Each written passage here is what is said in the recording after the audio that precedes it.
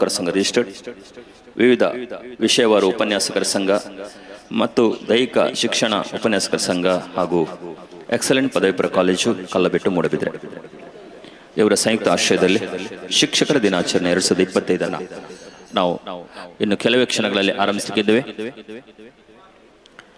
ಈಗಾಗಲೇ ಅಲ್ಲಿ ನೋಂದಣಿ ಕೌಂಟರ್ಗಳನ್ನು ತೆರೆಯಲಾಗಿದೆ.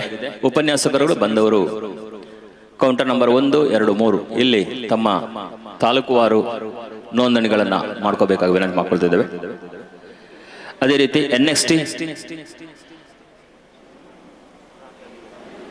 ಅಂದ್ರೆ next wave institute of advance technologies ಇವರು ಒಂದು ವಿಶೇಷವಾದ ಕೌಂಟರ್ ತೆರೆದಿದ್ದಾರೆ. ಅಲ್ಲಿ ಎಲ್ಲ ಉಪನ್ಯಾಸಕರು ಕೂಡ ನೋಂದಣಿಯನ್ನು ಮಾಡ್ಕೋಬಹುದು. ಅಂತೆಯೇ ಜಿಲ್ಲೆಯ ಪದವಿಪೂರ್ವ ಕಾಲೇಜುಗಳ ಪ್ರಾಂಶುಪಾಲರುಗಳು ತಮ್ಮ ವಿಶೇಷವಾದ ನೋಂದಣಿಯನ್ನು ಮಾಡಿಕೊಂಡು ಅಲ್ಲಿ ಒಂದು ಕೂಪನ್ ಅನ್ನು ನೀಡ್ತಾರೆ. ಅದೃಷ್ಟಶಾಲಿ ಪ್ರಾಂಶುಪಾಲರುಗಳಿಗೆ ಒಂದು ವಿಶೇಷವಾದ ಬಹುಮಾನವನ್ನು NST ಸಂಸ್ಥೆ ನೀಡಲಿಕ್ಕಿದೆ. ಅದರಿಂದ ಪ್ರವೇಶ ದ್ವಾರದಲ್ಲೇ ತಮಗೆ NST ಸಂಸ್ಥೆಯವರ ನೋಂದಣಿ ಕೌಂಟರ್ ಇದೆ. ಉಪಹಾರದ ವ್ಯವಸ್ಥೆಯನ್ನ ಕೆಳಗಿನ ನೆಲಮಹಡಿಯಲ್ಲಿ ಡೈನಿಂಗ್ ಹಾಲ್ ಇದೆ, ಅಲ್ಲಿ ಮಾಡಲಾಗಿದೆ. ಅದೇ ರೀತಿ ಈ ಹಾಲಿಗೆ ಪ್ರವೇಶಿಸುವಲ್ಲಿ ಅಂದ್ರೆ ವೇದಿಕೆಯ ಲೆಫ್ಟ್ ಹ್ಯಾಂಡ್ ಸೈಡ್ ಅಲ್ಲಿ ನಾವು ಕೂತ್ಕೊಳ್ಳುವ ಬಲಬದಿಯಲ್ಲಿ ಪುರುಷರ ಶೌಚಾಲಯ ಇದೆ, ಹಾಗೆ ಹಿಂಭಾಗದಲ್ಲಿ ಇಲ್ಲಿ ಎಕ್ಸಿಟ್ ಇದೆ, ಅಲ್ಲಿ ಮಹಿಳೆಯರ ಶೌಚಾಲಯ ಕೂಡ ಇದೆ, ಅದನ್ನು ಬಳಸ್ಕೊಳ್ಬಹುದು. ಇನ್ನು ಇಂದಿನ ಈ ಕಾರ್ಯಕ್ರಮದಲ್ಲಿ ನಾವು ಬೇರೆ ಬೇರೆ ರೀತಿಯ ಕಾರ್ಯ ಚಟುವಟಿಕೆಗಳನ್ನು ಹಮ್ಮಿಕೊಂಡಿದ್ದೇವೆ. ಮೊದಲಿಗೆ ಯಕ್ಷಗಾನ ಬಯಲಾಟ ಇದೆ, ಗರುಡ ಗರ್ವ ಭಂಗ. ಆ ಬಳಿಕ ವಿದ್ಯುಕ್ತವಾದ ಉದ್ಘಾಟನಾ ಸಮಾರಂಭ ನಡೆಯಲಿಕ್ಕಿದೆ. ಸಮಾನಾಂತರವಾಗಿ ಇಲ್ಲೇ ನಮ್ಮ ಈ ಸಭಾಂಗಣದಲ್ಲೇ ತುಳುನಾಡ ಐತಿಹ್ಯದ ಸಿರಿ ಎಂಬ ಪ್ರಾಚೀನ ಐತಿಹಾಸಿಕ ಪಳೆಯುಳಿಕೆಗಳ ಪ್ರದರ್ಶನ ಕೂಡ ನಡೆಯಲಿಕ್ಕಿದೆ. ಈಗಾಗಲೇ ಆ ವಸ್ತುಗಳನ್ನು ಜೋಡಣೆ ಮಾಡಿದ್ದಾರೆ ದಕ್ಷಿಣ ಕನ್ನಡ ಜಿಲ್ಲಾ ಪದವಿಪೂರ್ವ ಕಾಲೇಜುಗಳ ಇತಿಹಾಸ ಉಪನ್ಯಾಸಕರ ಸಂಘ ಹಾಗೂ ಶ್ರೀ ಸುಧಾಕರ್ ಶೆಟ್ಟಿ ಇತಿಹಾಸ ಉಪನ್ಯಾಸಕರು, ಶ್ರೀ ನಿರಂಜನ ಸ್ವಾಮಿ ಪದವಿಪೂರ್ವ ಕಾಲೇಜು ಸುಂಕದಗಟ್ಟೆ ಬಜ್ಪೆ ಇವರ ಸಹಕಾರದೊಂದಿಗೆ ಈ ಒಂದು ವಸ್ತು ಪ್ರದರ್ಶನವನ್ನು ಕೂಡ ಹಮ್ಮಿಕೊಳ್ಳಲಾಗಿದೆ.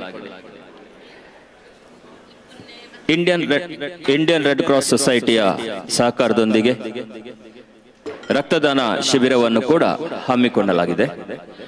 ಈಗಾಗಲೇ ನೋಂದಾಯಿಸಿದಂತ ಪದವಿ ಪೂರ್ವ ವಿಭಾಗದ ಉಪನ್ಯಾಸಕರು ಹಾಗೂ ಇತರ ಸಿಬ್ಬಂದಿಯವರು ಕೂಡ ರಕ್ತದಾನವನ್ನ ಮಾಡಲಿಕ್ಕೆ ಅವಕಾಶವನ್ನ ಮಾಡಿಕೊಡಲಾಗಿದೆ.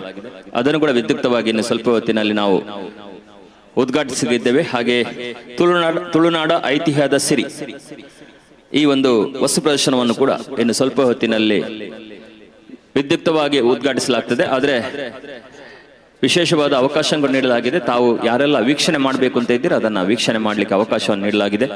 ರಕ್ತದಾನ ಶಿಬಿರದಲ್ಲೂ ತಾವು ಉಪಸ್ಥಿತರಿದ್ದುಕೊಂಡು ರಕ್ತದಾನ ನಡೆಸಿಕೊಡ್ಬೇಕಾಗಿ ವಿನಂತಿ ಮಾಡಿಕೊಳ್ತಿದ್ದೇನೆ. ಇನ್ನು ಯಕ್ಷಗಾನ ಬಯಲಾಟ ಮುಕ್ತಾಯವಾದ ಬಳಿಕ ವಿದ್ಯುಕ್ತವಾದ ಉದ್ಘಾಟನಾ ಸಮಾರಂಭ, ಸಮೂಹ ನೃತ್ಯ ಸ್ಪರ್ಧೆ, 100% ಫಲಿತಾಂಶ ಪಡೆದ ಪದವಿಪೂರ್ವ ಕಾಲೇಜುಗಳಿಗೆ ಗೌರವ, ಅಪರಾಹ್ನ ಪ್ರತಿ ವರ್ಷದ ಪ್ರಕಾರ ಈ ಬಾರಿ ಕೂಡ ಉತ್ತಮ ಶಿಕ್ಷಕ ಪ್ರಶಸ್ತಿ, 5 ಉತ್ತಮ ಶಿಕ್ಷಕ ಪ್ರಶಸ್ತಿ ಹಾಗೂ 1 ಈ ಬಾರಿ ಪ್ರಥಮ ಬಾರಿಗೆ ಆರಂಭಿಸಿದಂತ ಉತ್ತಮ ಸೇವಾ ಪ್ರಶಸ್ತಿ ಅಂದ್ರೆ ಶಿಕ್ಷಕೇತರ ಸಿಬ್ಬಂದಿಯವರಿಗೆ ಕೂಡ ವಿಶೇಷವಾದ ಪ್ರಶಸ್ತಿಯನ್ನು ನೀಡಿ ಸನ್ಮಾನಿಸಲಾಗ್ತದೆ.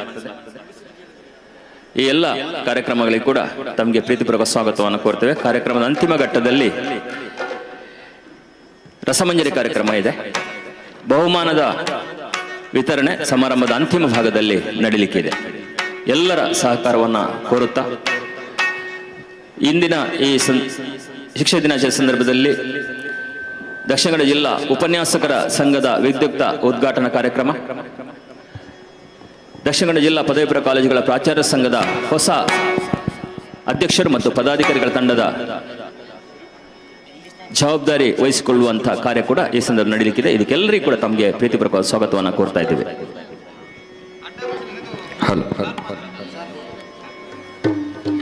ಶಿಕ್ಷಕರ ದಿನಾಚರಣೆ 2025ರ ಅಂಗವಾಗಿ ಎಕ್ಸಲೆಂಟ್ ಪದವಿ ಪೂರ್ವ ಕಾಲೇಜು ಕಲ್ಲಬೆಟ್ಟು ಮೂಡಬಿದರೆ ಇಲ್ಲಿಯ ಈ ರಾಜ್ಯಾಂಗಣದ ಸಭಾಭವನದಲ್ಲಿ ಗರುಡ ಗರ್ವಭಂಗ ಎಂಬ ಕಥಾ ಪ್ರಸಂಗವನ್ನು ಆಡಿ ತೋರಿಸಲಿದ್ದಾರೆ ನಮ್ಮ ಉಪನ್ಯಾಸಕ ಮಿತ್ರರು. ಹಿಮ್ಮೇಳದಲ್ಲಿ ಭಾಗವತರಾಗಿ ಶ್ರೀಯುತ ಸತೀಶ್ ಕುಮಾರ್ ಇರ್ದೆ, ಅಂಬಿಕಾ ಪದವಿ ಪೂರ್ವ ಕಾಲೇಜು ಪುತ್ತೂರು, ಹಾಗೂ ಶ್ರೀಮತಿ ಶಾಲಿನಿ ಮೆಹಂದಳೆ, ಸರಕಾರಿ ಪದವಿ ಪೂರ್ವ ಕಾಲೇಜು ಮಣಿನಾಲ್ಕೂರು. ಹಾಗೆ ಚೆಂಡೆಯಲ್ಲಿ ಪ್ರಕಾಶ್ ನಾಕೂರು, ಸರಕಾರಿ ಪದವಿ ಪೂರ್ವ ಕಾಲೇಜು ಪುತ್ತೂರು. ಮದ್ದಳೆಯಲ್ಲಿ ಡಿ ವಿಜೇಶ್ ಬೆಳುವಾಯಿ, ಚಕ್ರತಾಳದಲ್ಲಿ ವೈಶಾಖ್ ರಾಜ್, ಹಾಗೆಯೇ ಮುಮ್ಮೇಳದಲ್ಲಿ ಶ್ರೀಕೃಷ್ಣನಾಗಿ ನಮ್ಮ ಮುಂದೆ ಕಾಣಿಸಿಕೊಳ್ಳಲಿದ್ದಾರೆ. ಜಿಲ್ಲೆಯ ಹೆಸರಾಂತ ಕಲಾವಿದರು ಹಾಗೂ ಎಕ್ಸಲೆಂಟ್ ಪದವಿ ಪೂರ್ವ ಕಾಲೇಜು ಇಲ್ಲಿಯ ಉಪನ್ಯಾಸಕರು ಆಗಿರುವಂತಹ ಶ್ರೀಯುತ ವಾದಿರಾಜ್ ಕಲ್ಲುರಾಯ.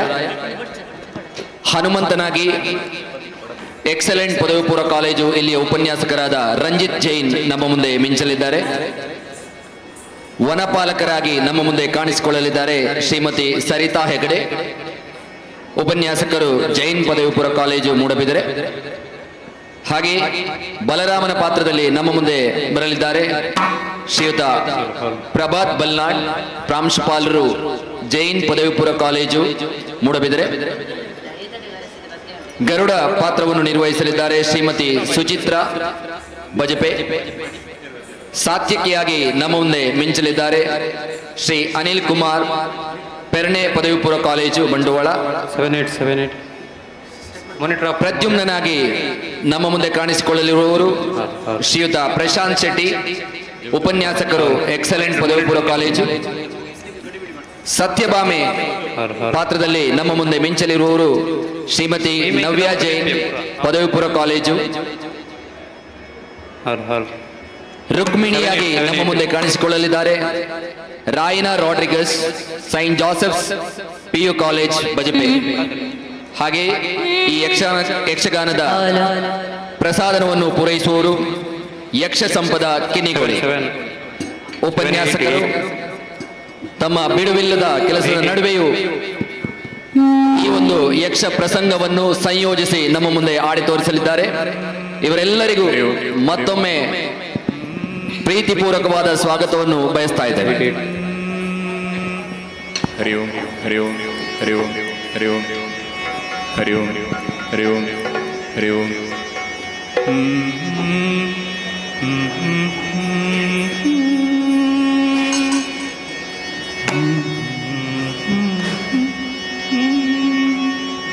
ಹರಿ ಓಂ ಹರಿ ಓಂ ಹರಿ ಓಂ ಹರಿ ಓಂ.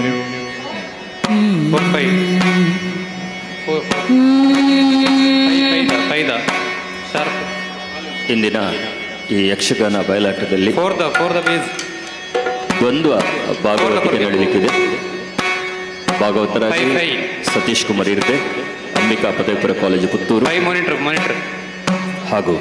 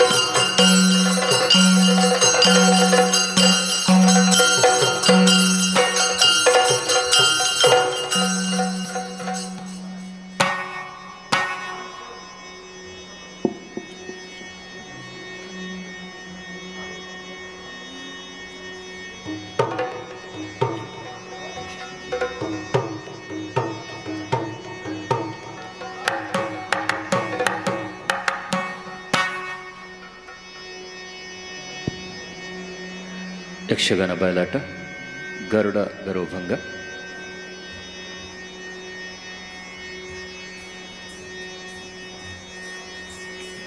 ಭಾಗವತಿಕೆಯಲ್ಲಿ ದ್ವಂದ್ವ ಭಾಗವತಿಕೆಯಲ್ಲಿ ಸತೀಶ್ ಕುಮಾರ್ ಇರ್ದೆ, ಅಂಬಿಕಾ ಪದವಿಪೂರ್ವ ಕಾಲೇಜು ಪುತ್ತೂರು, ಶಾಲಿನಿ ಮೆಹಂದಳೆ ಸರ್ಕಾರಿ ಪದವಿಪೂರ್ವ ಕಾಲೇಜು ಮಣಿನಾಲ್ಕೂರು, ಚಂಡೆಯಲ್ಲಿ ಜಯಪ್ರಕಾಶ್ ಸರ್ಕಾರಿ ಪದವಿಪೂರ್ವ ಕಾಲೇಜು ಪುತ್ತೂರು, ಮದ್ದಳೆಯಲ್ಲಿ ಡಿ ವಿಜೇಶ್ ಭಟ್ ಬೆಳುವಾಯಿ, ಚಕ್ರತಾಳದಲ್ಲಿ ವೈಶಾಲ್ ರಾಜ್, ಶ್ರೀಕೃಷ್ಣನಾಗಿ ವಾದಿರಾಜ ಕಲ್ಲೂರಾಯ ಎಕ್ಸಲೆಂಟ್ ಪದವಿಪೂರ್ವ ಕಾಲೇಜು, ಹನುಮಂತನಾಗಿ ರಂಜಿತ್ ಜೈನ್ ಎಕ್ಸಲೆಂಟ್ ಪದವಿಪೂರ್ವ ಕಾಲೇಜು, ವನಪಾಲಕರಾಗಿ ಸರಿತಾ ಹೆಗ್ಡೆ,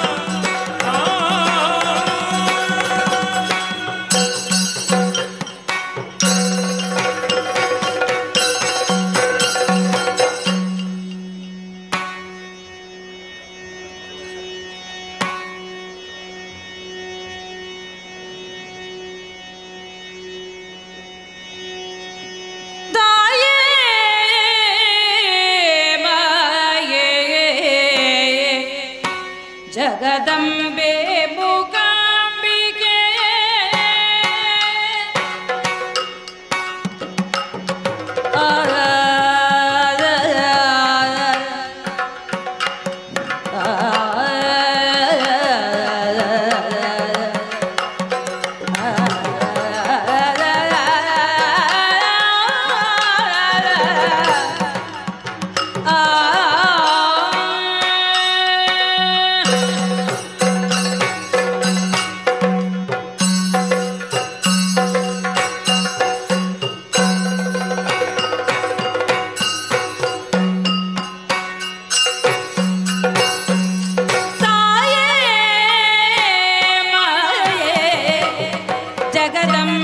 ಮೂಕಾಂಬಿಕೆ पाहि पंख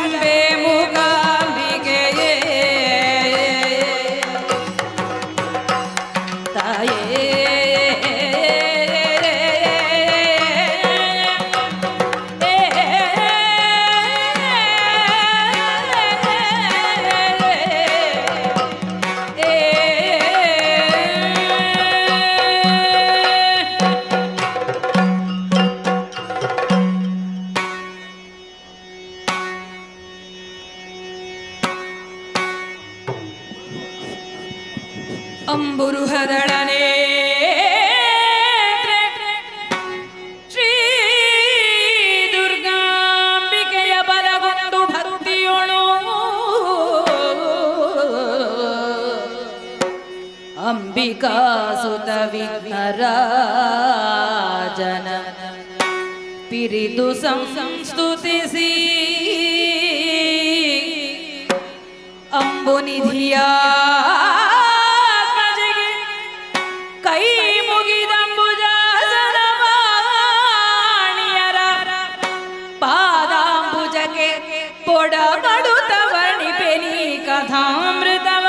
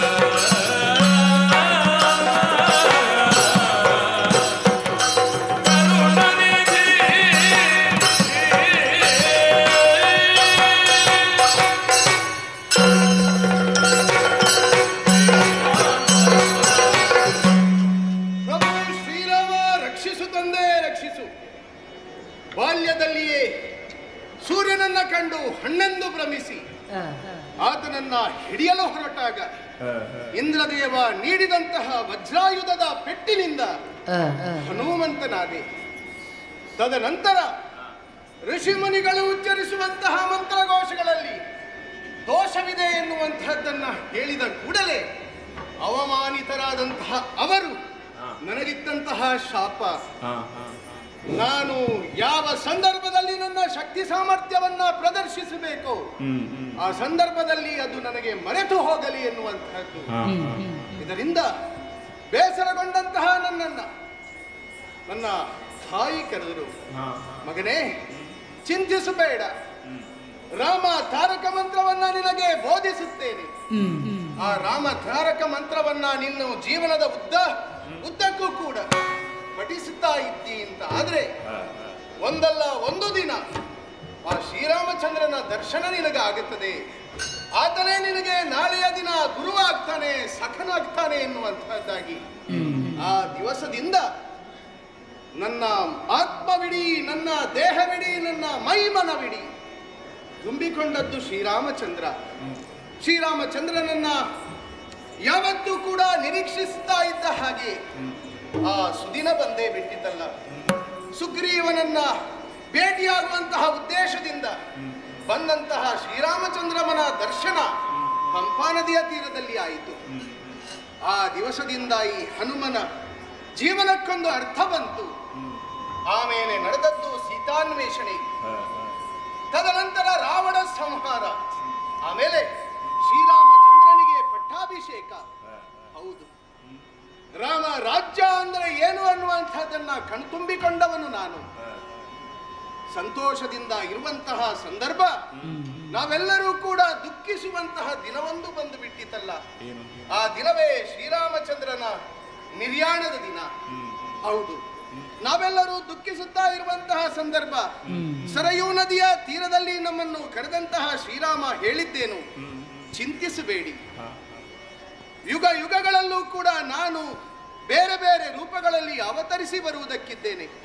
ಹಾಗಾಗಿ ಪ್ರತಿ ಸಂದರ್ಭ ಕೂಡ ನಿಮಗೆ ನನ್ನ ದರ್ಶನ ಆಗುತ್ತದೆ ಎನ್ನುವಂತಹ ಮಾತಲ್ವೇ. ಇದಷ್ಟು ಸಮಯ ತ್ರೇತಾಯುಗ ಕಳೆಯಿತು, ದ್ವಾಪರ ಮುಗೀತಾ ಬಂತು. ಶ್ರೀರಾಮಚಂದ್ರನ ದರ್ಶನ ಆಗಲಿಲ್ವಲ್ಲ ಎನ್ನುವಂತಹ ಬೇಸರದಲ್ಲಿದ್ದಂತಹ ನನಗೆ ನಾರದರು ಬಂದ ಹೇಳಿದಂತಹ ಮಾತೇನು, ಹನುಮ, ಇದ್ದ ಕಡೆ ಇದ್ದ ಹಾಗೆ ನೀನು ಶ್ರೀರಾಮಚಂದ್ರನನ್ನ ಕಾಣಬೇಕೆ ಎನ್ನುವಂತಹ ಉದ್ದೇಶದಿಂದ ಕುಳಿತಿ ಅಂತಾದ್ರೆ ನಿನ್ನನ್ನು ಹುಡುಕಿಕೊಂಡು ಶ್ರೀರಾಮಚಂದ್ರ ಹೇಗೆ ಬರ್ತಾನೆ ಹೇಳು? ನೀನಾಗಿ ಆತನನ್ನ ಹುಡುಕೊಂಡು ಹೋಗಬೇಕು ಅಂತ ಆದ್ರೆ ತೀರ್ಥಕ್ಷೇತ್ರದ ದರ್ಶನ ಮಾಡಬೇಕು ಎನ್ನುವಂತಹ ಮಾತು. ಆ ತೀರ್ಥಕ್ಷೇತ್ರದ ದರ್ಶನವನ್ನ ಮಾಡಬೇಕು ಎನ್ನುವಂತಹ ಉದ್ದೇಶದಿಂದ ಹೊರಟಿದ್ದೇನೆ. 64 ತೀರ್ಥಕ್ಷೇತ್ರಗಳನ್ನ ದರ್ಶಿಸಬೇಕು, ಅಲ್ಲಿರುವಂತಹ ತೀರ್ಥ ಸ್ನಾನವನ್ನ ಮಾಡಬೇಕು. ಹಾಗಾಗಿ ತಡ ಮಾಡುವುದಲ್ಲ, ಆದಷ್ಟು ಬೇಗ ಆ ಕಡೆಗೆ ನಡೆಯಿತು.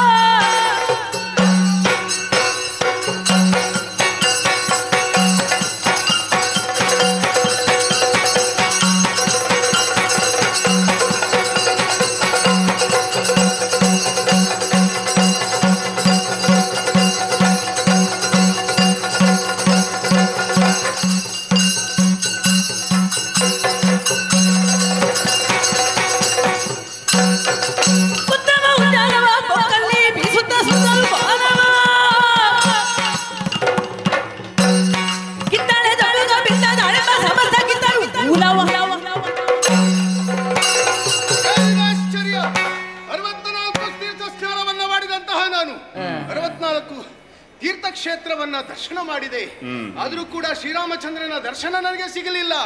ಕುಪಿತಗೊಂಡಂತಹ ನಾನು ಮುಂದುವರಿಯುತ್ತಾ ಇದ್ದ ಹಾಗೆ ಕಂಡಿತ್ತು ನನಗೆ ದ್ವಾರಕ್ಕೆ. ಒಂದೊಮ್ಮೆಗೆ ನೋಡುವುದಕ್ಕೆ ಸಮುದ್ರದ ಮಧ್ಯದಲ್ಲಿ ಇದ್ದಂತಹ ಲಂಕೆಯ ಸ್ವರೂಪದಲ್ಲಿ ಕಂಡಿತ್ತು. ಆದ್ರೆ ಇದರ ಶೋಭೆಯನ್ನ ಕಂಡು ಲಂಕೆಯಾಗಿರ್ಲಿಕ್ಕಿಲ್ಲ ಎನ್ನುವಂತಹದ್ದು ದಿಟವಾದಂತಹ ನನಗೆ ಕಾಣ್ತಾ ಇದೆಯಂತಹ ವನ. ಆ ವನವನ್ನ ಪುಡಿಯಾಡುತ್ತೇನೆ, ಎಲ್ಲ ಮರಗಳನ್ನ ಉರುಳಿಸಿ ಅಲ್ಲಿರುವಂತಹ ಹಣ್ಣುಗಳನ್ನ ಹೆಕ್ತೇನೆ, ಏನಾಗ್ತದೆ ನೋಡಿ.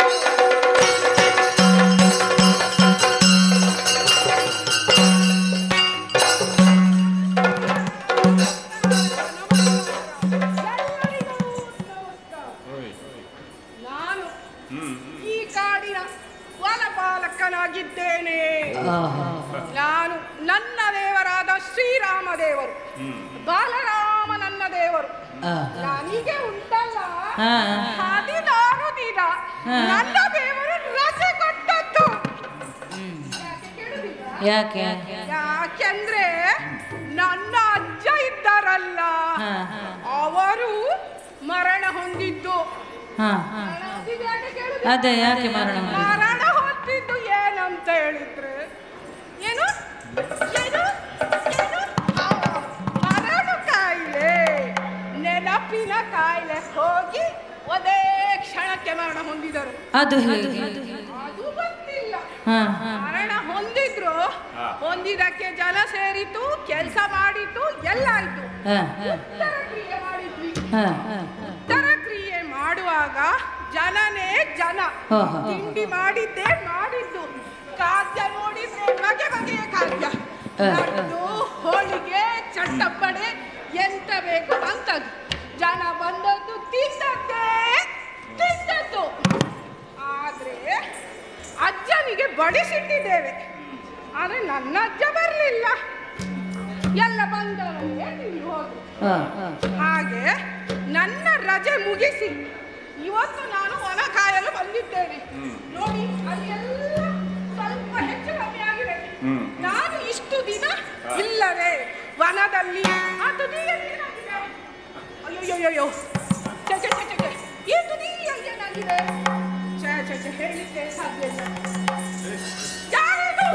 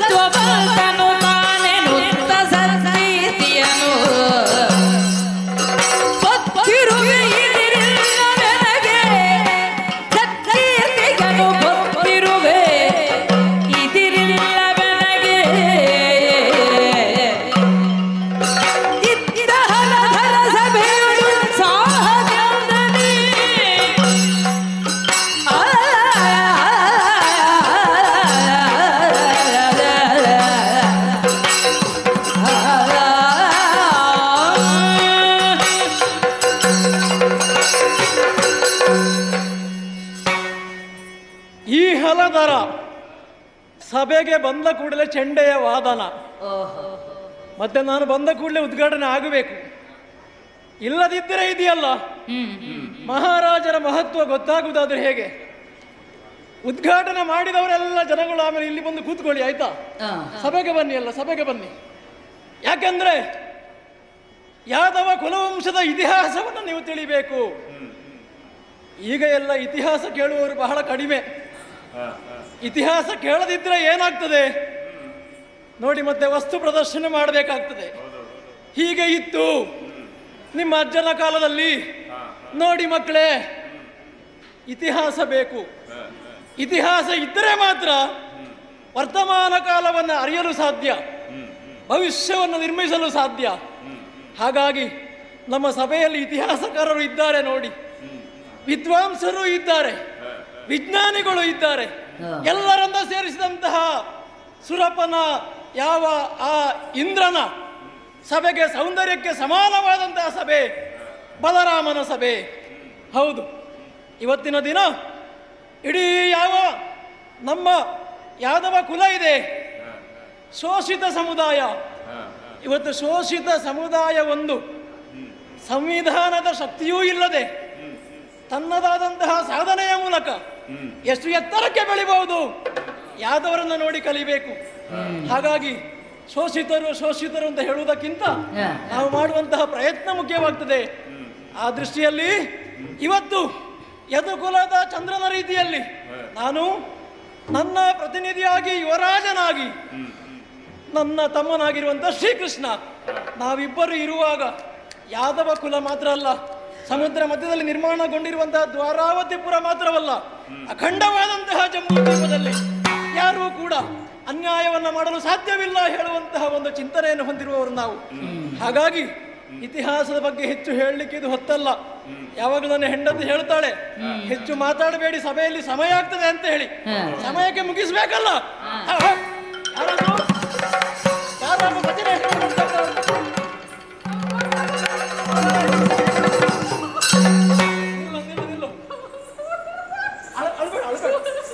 ಅಳಬೇಡ.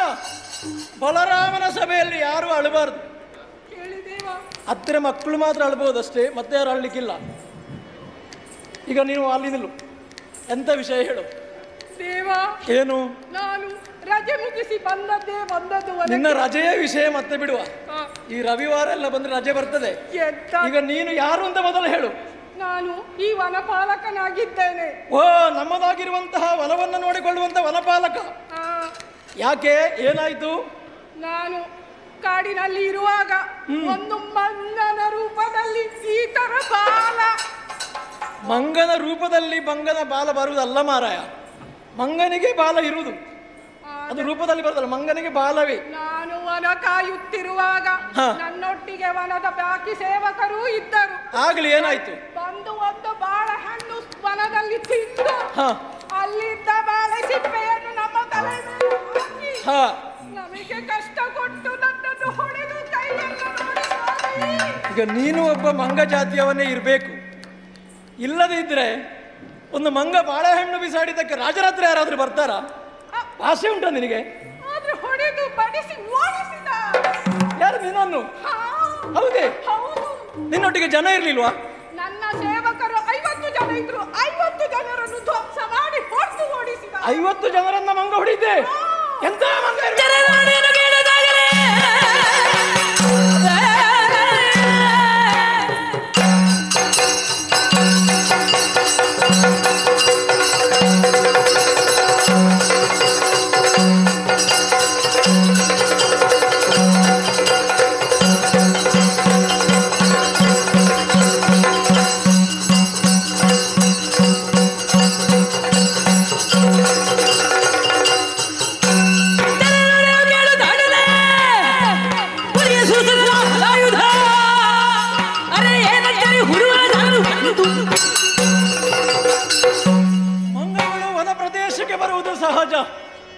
ಆದರೆ ಮಂಗವೊಂದು ಬಂದು ನಮ್ಮ ವನಪಾಲಕರಿಗೆ ಹೊಡೆಯುವುದು, ಅದರಲ್ಲಿಯೂ ಕೂಡ 50 ಜನ ಇದ್ರೂ ಕೂಡ ಅವರೆಲ್ಲರನ್ನ ಹೊಡೆದು ಓಡಿಸಿದೆ ಅಂತ ಹೇಳಿದರೆ ಅದು ವಿಶೇಷವಾದ ಮಂಗವೇ ಇರಬೇಕು.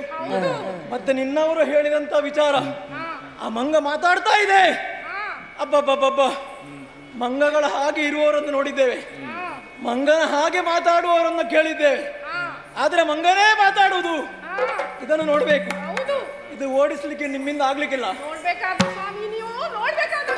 ಹಾಗಾಗಿ ನಾನು ನೋಡುದಲ್ಲ, ನಮ್ಮ ಹತ್ರ ಜನ ಇದೆ, ಯಾದವ ಸೇನೆ ಇದೆ, ಯಾರಲ್ಲಿ ಯಾದವರು ಬರಲಿ ನೋಡುವ.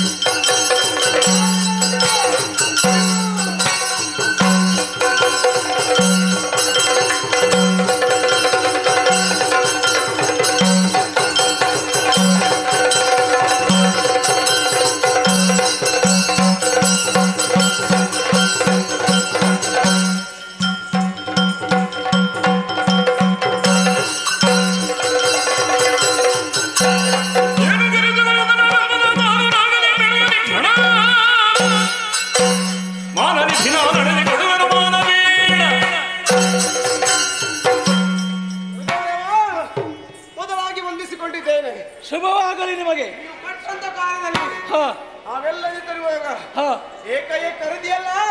ನನ್ನದೇನಾಗಬೇಕು ತಿಳಿಸಿದಲ್ಲಿ ಆದಷ್ಟು ಬೇಗನೆ ಪೂರೈಸ್ತೇನೆ. ಅಪ್ಪನೇ ಆಗಲಿ.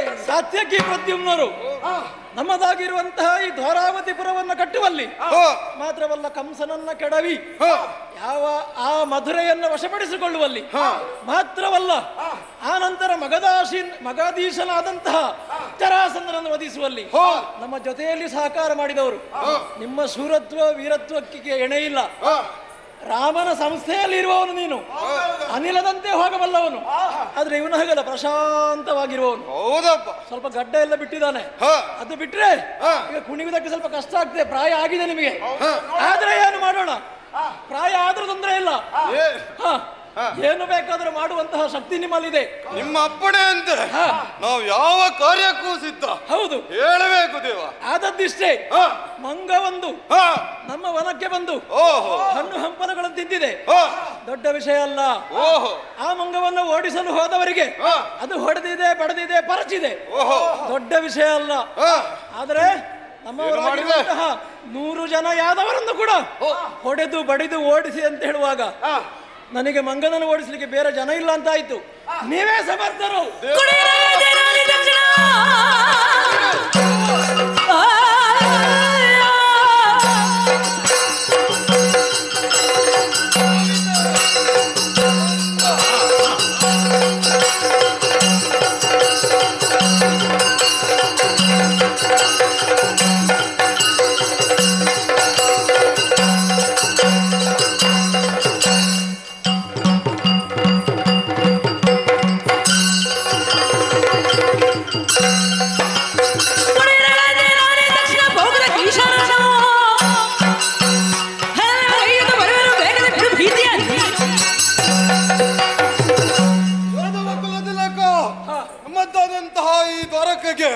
ಮಂಗ ಒಂದು ದಾಳಿಯನ್ನಿಕ್ಕಿದೆ. ಅಳಿಕ್ಕಿರುವುದು ಮಾತ್ರವಲ್ಲ, ನಮ್ಮದಾದಂತಹ ಉಪವನವನ್ನು ಬೇಕಾದಂತಹ ಹಣ್ಣುಗಳನ್ನು ತಿಂದು ಹೋಗ್ತದೆ ಓದಿದ್ರೆ ಸರಿ ಇರ್ತಿತ್ತು. ಹಾಳುಗಡವಿದೆ. ಹೋಗಿ ವಿಚಾರಿಸಿದಂತಹ ಪಾಲಕರನ್ನ ಒಡೆದು ಗಳಿಸಿದ್ದೆ. ಹಾಗಾದ್ರೆ ಅದು ಅಸಾಮಾನ್ಯವಾದದ್ದು. ಅವರನ್ನ ವಿಚಾರಿಸಬೇಕು. ಉಪವನಕ್ಕೆ ಬಂದದ್ದು ನಾಳೆ ರಾಜಬಾಗಿಲಿಗೆ ಬಂದಿತ್ತು. ಅಲ್ಲೇ ತಡೆದು ವಿಚಾರಿಸಲಿಕ್ಕೆ ನಾವಿದ್ದೇವೆ. ಬಿಡಿ ಹಿಂದೆ. ಹಾಗಾಗಿ ನಿಮ್ಮ ಮೇಲೆ ನನಗೆ ಸಂಪೂರ್ಣ ವಿಶ್ವಾಸವಿದೆ. ಹಾಗಾಗಿ ನಾವು ಹೇಳಿದಂತ ಕಾರ್ಯವನ್ನು ನಿರ್ವಹಿಸಿ ಆದಷ್ಟು ಬೇಗ ಆ ಮಂಗವನ್ನು ಜೀವಂತ ಅಥವಾ ಶವವನ್ನಾದರೂ ಕೂಡ ತೆಗೆದುಕೊಂಡು ಬನ್ನಿ.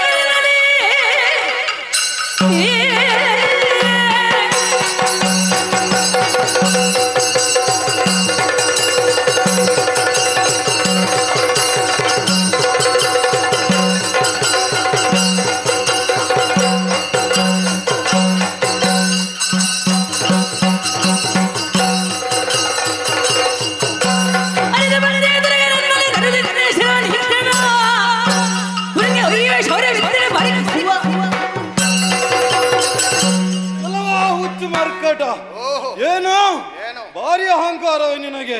ಬಂದದ್ದು ಹಸಿವಿಗಾಗಿ ಹಣ್ಣು ಹಂಪಲು ತಿಂದು ಹೋಗುವುದಿತ್ತು. ಏನು ಮಾಡಿದೆ? ಉಪವನವನ್ನ ಕೆಡವಿದೆಯಾ? ಗೆಲ್ಲುಗಳನ್ನ ತುಣು ಮಾಡಿದೆಯಾ? ವಿಚಾರಿಸಲು ಬಂದಂತಹ ವನಪಾಲಕರಿಗೆ ಹೊಡೆದು ಗಳಿಸಿದೆಯಾ? ಎಲ್ಲವಾ ಹುಚ್ಚು ಮರ್ಕಟ. ಯಾಕೆ ಹುಚ್ಚು ಹೇಳಿದೆ? ನೀನು ಖಾಲಿ ಉದರ ಮಾತ್ರಕ್ಕೆ ಮಾಡಿದವನಲ್ಲ. ಏನೋ ದುರಾಲೋಚನೆ ಇದೆ. ಬಂದಂತಹ ಈ ದುರಾಲೋಚನೆ ಏನು? ಅದನ್ನು ಹೊರ ಉಳಿದಂತೆ ನೀನು ಮಾಡಿದ ತಪ್ಪಿಗೆ ಕ್ಷಮೆಯಾಗಿ ಕೈಕಾಲಿಗೆ ಬೀಳು. ಇಲ್ಲವಾದರೆ ಕೈಕಾಲು ಕಟ್ಟಿ ಕೋತಿ ಆಡಿಸುವವರಿಗೆ ಕೊಟ್ಟೇನು. ಜಾಗ್ರತೆ.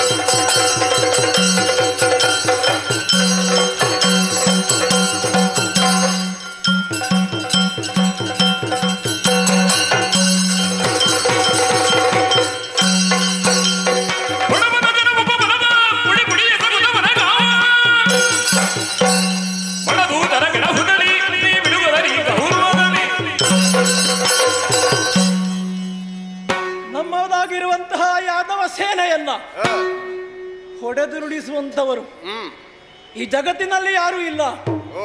ಯಾಕೆಂದರೆ ಅವರ ಹಿಂದೆ ನಾವಿದ್ದೇವೆ. ಹಾಗಿದ್ರೆ ನಮ್ಮ ಯಾದವ ಸೇನೆಯನ್ನು ಹೊಡೆದು ಬಡಿದು ಓಡಿಸಬೇಕಾದರೆ ಇದು ಅಸಾಮಾನ್ಯ ಮಂಗನೇ ಇರಬೇಕು. ಈ ರೀತಿಯಾಗಿ ನಾನು ಆಲೋಚನೆ ಮಾಡಿದವನು. ನೋಡುವಾಗ ಹೌದು ಕೂಡ, ಮಂಗನಲ್ಲುವ ಹೇಳಿದರೆ ಮಂಗ ಹೌದು. ಆದರೆ ವಿಶೇಷವಾದ ಆಭರಣಗಳನ್ನು ಧರಿಸಿ ವಿಶೇಷವಾದ ತೇಜಸ್ಸನ್ನು ಹೊಂದಿ ನೀನು ಮಾಡಿದಂತಹ ಕೆಲಸಗಳಿದ್ದಾವಲ್ಲ, ಇದು ನಿಜಕ್ಕೂ ಕೂಡ ವಿಶೇಷವೇ. ಆದರೆ ಏನೋ ಇದನ್ನು ಸಹಿಸಿಕೊಂಡು ಇರಲು ಸಾಧ್ಯವಿಲ್ಲ. ಯಾಕೆ ಗೊತ್ತೇ? ಯಾಕೆ? ನೀನು ಮಾಡಿರುವಂತಹ ಕೆಲಸ ವನವನ್ನ ಹಾಳು ಮಾಡಿರುವಂಥದ್ದು. ಮಂಗಗಳು ಬಂದು ಮಂಗಚೇಷ್ಟೆ ಮಾಡುವುದು ಇದ್ದದ್ದೇ. ಈಗ ನಮ್ಮ ಮನುಷ್ಯರಲ್ಲಿ ಕೆಲವು ಮಂಗಚೇಷ್ಟೆ ಮಾಡುವರಿದ್ದಾರೆ. ನಾವು ಅವರ ಪೂರ್ವಜರು ಮಂಗ ಅಂತ ಬಿಟ್ಟು ಬಿಡ್ತೇವೆ. ಆದರೆ ಮಂಗಚೇಷ್ಟೆಯ ಜೊತೆಗೆ ನೀನು ವನವನ್ನು ಹಾಳು ಮಾಡಿ ನಮ್ಮವರಿಗೆ ಬಡಿದಿದ್ದೀಯ. ಹಾಗಾಗಿ ಇದು ಯಾರು ನೀನು ಅಂತ ಕೇಳ್ತೇನೆ. ಅದಲ್ಲ, ಒಳ್ಳೆಯ ಮಾತಿನಲ್ಲಿ ತಪ್ಪಾಯಿತು ಅಂತ ಹೇಳಿದ್ರೆ ಸರಿ, ಹಿಂದೆ ಹೋದ್ರೆ ನಾನು ಕ್ಷಮಿಸ್ತೇನೆ. ಇಲ್ಲದಿದ್ರೆ ಇದೋ ಇಲ್ಲಿ ಏನಿದೆ ನೋಡು. ಕ್ಷಮೆ. ಬಲು ಹಸಿವಾದಲ್ಲಿ ಬಳಲಿ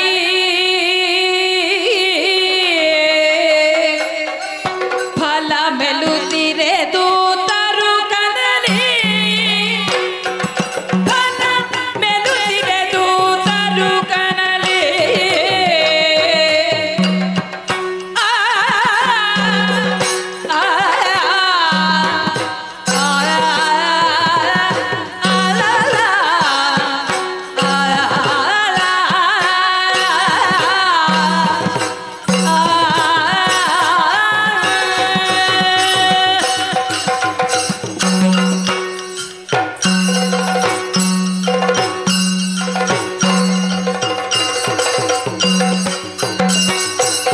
ಬಲು ಹಸಿವಾದಲ್ಲಿ ಬಳಲಿ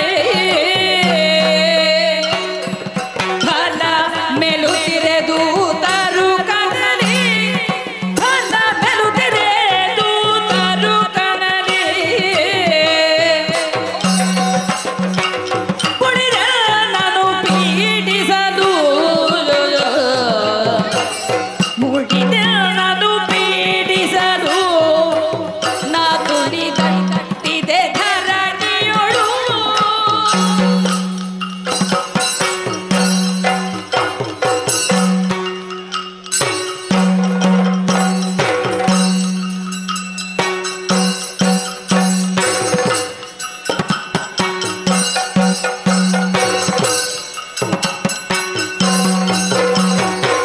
ಬಲು ಹಸಿವಾದಲ್ಲಿ ಬಳಲಿ ಫಲ ಮೆಲುತ್ತಿರೆದು ತರು ಕನಲಿ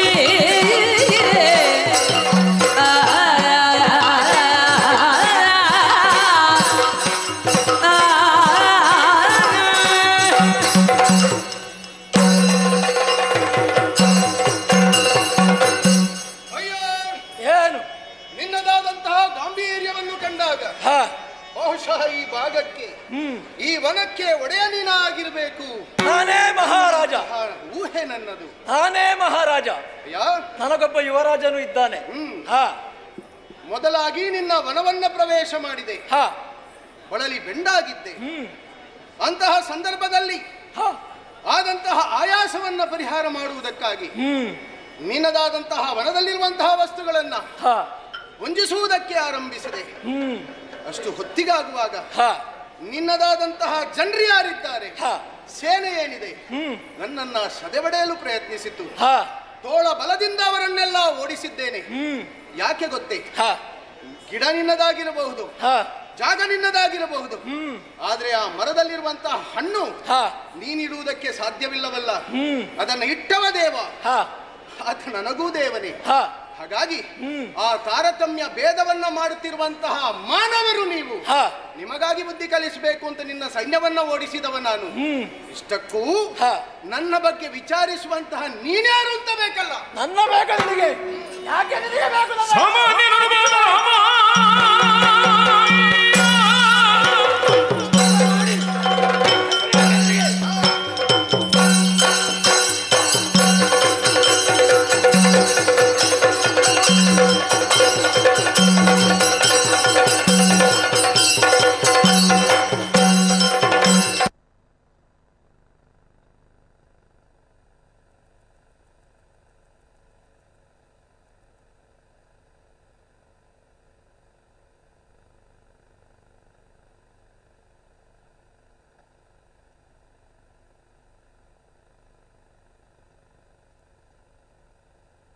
ಶ್ರೇಷ್ಠ ಮಂಗ ನೀನು. ಗುಣಕ್ಕೆ ಮತ್ಸರವಿಲ್ಲ. ಅಯ್ಯ, ಒಳ್ಳೆಯ ಸಂಸ್ಥೆಯಲ್ಲೇ ಶಿಕ್ಷಣ ಪಡೆದಿರಬೇಕು ನೀನು, ಇಲ್ಲದಿದ್ರೆ ಇಷ್ಟು ಸುಂದರವಾಗಿ ಮಾತಾಡ್ಲಿಕ್ಕೆ ಸಾಧ್ಯ ಇಲ್ಲ. ಆದರೆ ಏನಂತೆ ನೀನು ಮಾಡಿದಂತಹ ಕೆಲಸ ಏನು ಸರಿ ಇಲ್ಲ. ಏನು ಮಾಡ್ತಾ ಇದ್ದೆ ನೀನು? ಕಾಡಿನಲ್ಲಿರುವಂತಹ ಪುಷ್ಪಗಳನ್ನ, ಕಾಡಿನಲ್ಲಿರುವ ಫಲವನ್ನ ತಿಂದರೆ ತೊಂದರೆ ಇರಲಿಲ್ಲ. ಆದ್ರೆ ನೀನು ತಿಂದದ್ದು ನಾಡಿನಲ್ಲಿ ಬೆಳೆಸಿದ್ದನ್ನ. ಹಾಗಾಗಿ ಅದನ್ನು ತಳಿಲಿಕ್ಕೆ ಬಂದವರಿಗೆ ನೀನು ಹೇಳ್ಬೋದಿತ್ತು, ಉಳಿದ ಮಂಗಗಳಿಗೆ ಮಾತಾಡ್ಲಿಕ್ಕೆ ಬರುವುದಿಲ್ಲ, ನಿನಗೆ ಬರ್ತದಲ್ವಾ? ತಪ್ಪಾಯ್ತು ಮಾರ, ಹೇಳ್ಬೋದಿತ್ತು. ಅದನ್ನು ಬಿಟ್ಟು ಅದೇ ಮುಂದಕ್ಕೆ ಬಂದಿದ್ದಿ, ನನ್ನ ಜೊತೆ ಮಾತಾಡ್ತಾ ಇದ್ದಿ. ನನ್ನ ಜೊತೆ ಈ ಹಲಾಯುಧನ ಜೊತೆಯಲ್ಲಿ ಮಾತಾಡ್ಬೇಕಾದ್ರೆ ಎಷ್ಟು ಧೈರ್ಯ ಬೇಕು ನಿನಗೆ? ನನ್ನ ಹೆಸರು ಬೇಕು ನಿನಗೆ? ದ್ವಾರಾವತಿ ಕೇಳಿದ್ಯಾ? ದ್ವಾರಾವತಿ ಕೇಳಿದ್ಯಾ? ಯದುವಂಶ ಕುಲದೀಪಕ ದ್ವಾರಾವತಿ ಪುರವರದೀಶ್ವರ ಬಲರಾಮ. ಹೌದು, ಬಲರಾಮ. ರಾಮನ ಮಹಿಮೆಯನು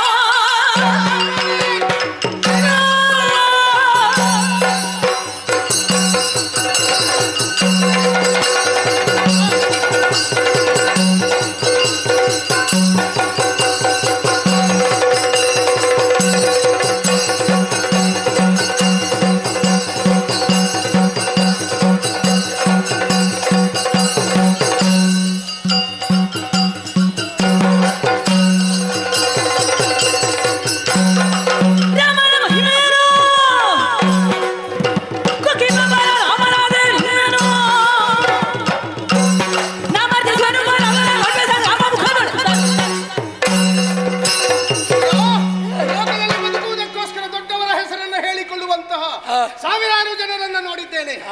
ನನಗಿರುವವ ಒಬ್ಬನೇ ರಾಮ, ಕೋದಂಡ ರಾಮ. ಆತನ ಹೆಸರನ್ನ ಹೇಳಿ ಬದುಕುವುದಕ್ಕೆ ಪ್ರಯತ್ನ ಪಡ್ತಾ ಇದೀಯಾ? ಇನ್ನೊಮ್ಮೆ ಆ ಮಾತನ್ನ ಹೇಳಿದೆ ಅಂತಾದ್ರೆ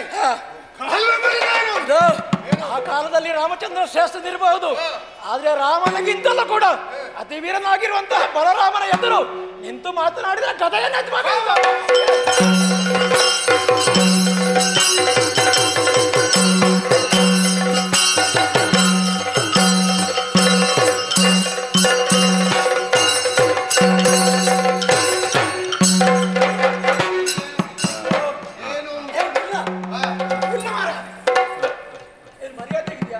ಮರ್ಯಾದೆ ಇದ್ರೆ ಎಲ್ಲ ತೆಗಿಯೋದಕ್ಕೆ. ಇದು ನನ್ನ ಊರು ಮಾರೆ, ಸ್ವಲ್ಪ ನಿಧಾನ. ನೀನು ಎಂತ ಬೇಕಾದ್ರೆ ಮಾಡು, ಹೊಡಿವಾಗ ಸ್ವಲ್ಪ ಜಾಗ್ರತೆ ಮಾಡ್ಬೇಕು, ಸ್ವಲ್ಪ ಅದಿಗೆ ಕರೆದು ಹೊಡಿಬೇಕು, ಗೊತ್ತಾಯ್ತಲ್ಲ? ಹೊಡೆಯುವುದು ಅದೇ ಊರಲ್ಲಿ ಹೇಳ್ತಾರೆ, ಅವ ಮಂಗನಿಂದ ಬೆಟ್ಟು ತಗೊಂಡವ. ಜಾಗ್ರತೆ ಮಾಡು. ಹಾಗಾದ್ರೆ ನಿನ್ನ ಮರ್ಯಾದೆ ಲೋಕಕ್ಕೋಸ್ಕರ ಆತ್ಮಗೌರವ ಇಲ್ಲ ಅಂತ ಆಯ್ತು ನಿನಗೆ. ಅದು ಇದೆಪ್ಪ, ಅದು ಇದೆ. ಹೌದಾ? ಹೌದು. ಈಗ ನಿನಗೆ ಈ ಆಯುಧ ಬೇಕು, ಅದು ಕೊಡು ಮಾರೆ. ಈ ಆಯುಧ ಹಾಗಾದ್ರೆ ನಿನಗೆ ಗೌರವ. ಈಗ ನಿನಗೆ ಅಂತ ಸ್ವಂತ ಗೌರವ ಏನಿಲ್ಲ. ನನ್ನ ಸ್ವರ ಬೇರೆ ಹೋಗಿದೆ. ಈಗ ಅದುಂಟಲ್ಲ, ಯಾವಾಗ್ಲೂ ಇಲ್ಲೇ ಇರ್ತದೆ, ಇಲ್ಲೇ ಇರ್ತದೆ. ನಿನ್ನ ಗುರುತು ಹಾಗಾದ್ರೆ ಈ ಆಯುಧ, ಹಲಾಯುಧ ಅಂತ ಹೇಳುದು. ಗುರುತಿಲ್ಲದಾಗ ನಿನಗೆ ಎಷ್ಟು ಯೋಗ್ಯತೆ ಇದೆ, ಲೋಕ ಎಷ್ಟು ಮರ್ಯಾದೆ ಕೊಡ್ತದೆ, ನನಗೂ ನೋಡ್ಬೇಕು. ಅಯ್ಯ, ಅದು ಇಲ್ಲದೆ ಮನೆಗೆ ಹೋದ್ರೆ ಹೆಂಡತಿಗೆ ಹೇಳ್ತಾಳೆ ನಿಮ್ಮ ಆಯುಧ ಎಲ್ಲಿ ಉಂಟು ಅಂತ. ಕೊಡು ಮಾರೆ. ಯೋಗ್ಯತೆ ಅರ್ಥ ಆಗಬೇಕು. ಆಯುಧ ಬೇಕಾ, ಜೀವ ಬೇಕಾ? ಒಳ್ಳೆ ಕಥೆ ಆಯ್ತಲ್ಲ. ಈ ಮಂಗಗಳಿಗೂ ತರ್ಕ ಮಾತಾಡಲಿಕ್ಕೆ ಬರ್ತದೆ ಅಂತ ಆಯ್ತಲ್ಲ. ಇದೆಲ್ಲ ಕಲಿಸಿದವರ ತಪ್ಪು. ಕಲಿಸುವಾಗ ಸರಿ ತಪ್ಪಿಸಬೇಕು. ಮಂಗಗಳಿಗೆ ಏನು ಕಲಿಸಬೇಕು, ಮನುಷ್ಯರಿಗೆ ಏನು ಕಲಿಸಬೇಕು? ಜೀವ ಮುಖ್ಯ ಅಲ್ವ ಮಾರಾಯ? ಜೀವ ಮುಖ್ಯ ತಾನೇ. ಆಯುಧದ ಆಸೆಯನ್ನು ಬಿಡಬೇಕು. ನಿನ್ನ ಯೋಗ್ಯತೆ ಏನು? ಆಯುಧ ಇಲ್ಲವಾದಾಗ ಪ್ರಚುರಪಡಿಸು.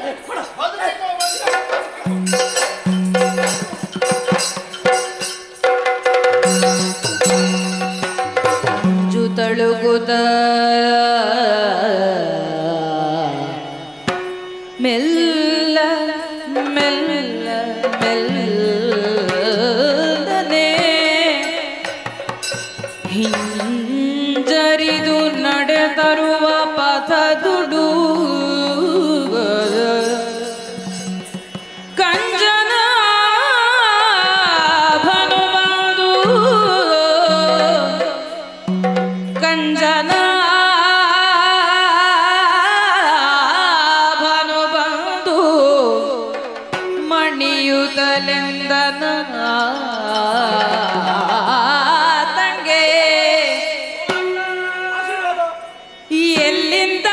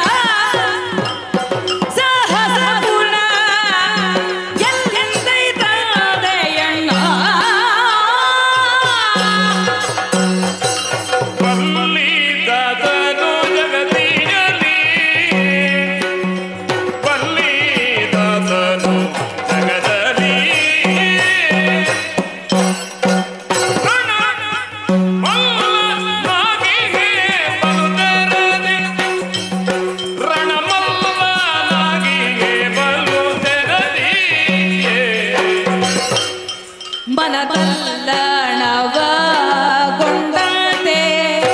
ತೋರುವುದು ಮನ ತಲ್ಲಣವಗೊಂಡಂತೆ ತೋರುವುದು ಮೆಲ್ಲ ಮೆಲ್ಲನೆ ಮೆಲ್ಲ ಮೆಲ್ಲನೆ ಮೆಲ್ಲ ಮೆಲ್ಲನೆ ಮನವೇನಿದು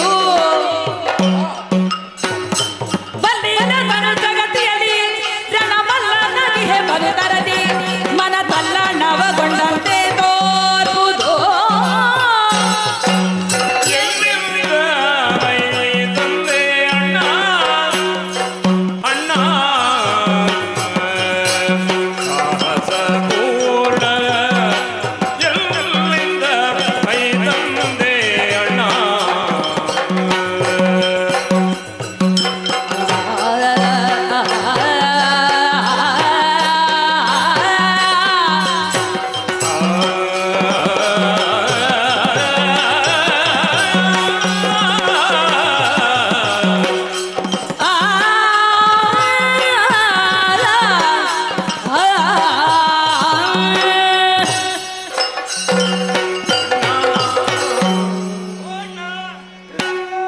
ಆಶ್ಚರ್ಯ ಉಂಟಾಗುತ್ತಾ ಉಂಟ. ಗರುಡ ಚೇತನದ ಗತಿಗಮನ ಅಂತ ಪ್ರಪಂಚ ನಿರೂಪಿಸುವುದು ನನ್ನ. ಹಾಗಂತ ನಿನ್ನದು ಹಾಗಲ್ಲ. ಯಾವತ್ತಿನ ಹಾಗಲ್ಲದ ನಡೆಯನ್ನು ಕಾಣುತ್ತಾ ಇದ್ದೇವೆ. ವಿಳಂಬಿತವಾದಂತಹ ಈ ಚಲನೆ ನಿನ್ನ ನಡೆಯಲ್ಲಿ ಕಂಡದ್ದರಂತಹ ಅರ್ಥ ಏನು ಅಂತಲೇ ಗೊತ್ತಾಗ. ಏನಿಲ್ಲ, ಸ್ವಲ್ಪ ಮೈಕೈ ನೋವು ಅಷ್ಟೇ. ಅಣ್ಣ, ಬಲರಾಮ ದೇವರು ಅಂದ್ರೆ ಹೇಗೆ?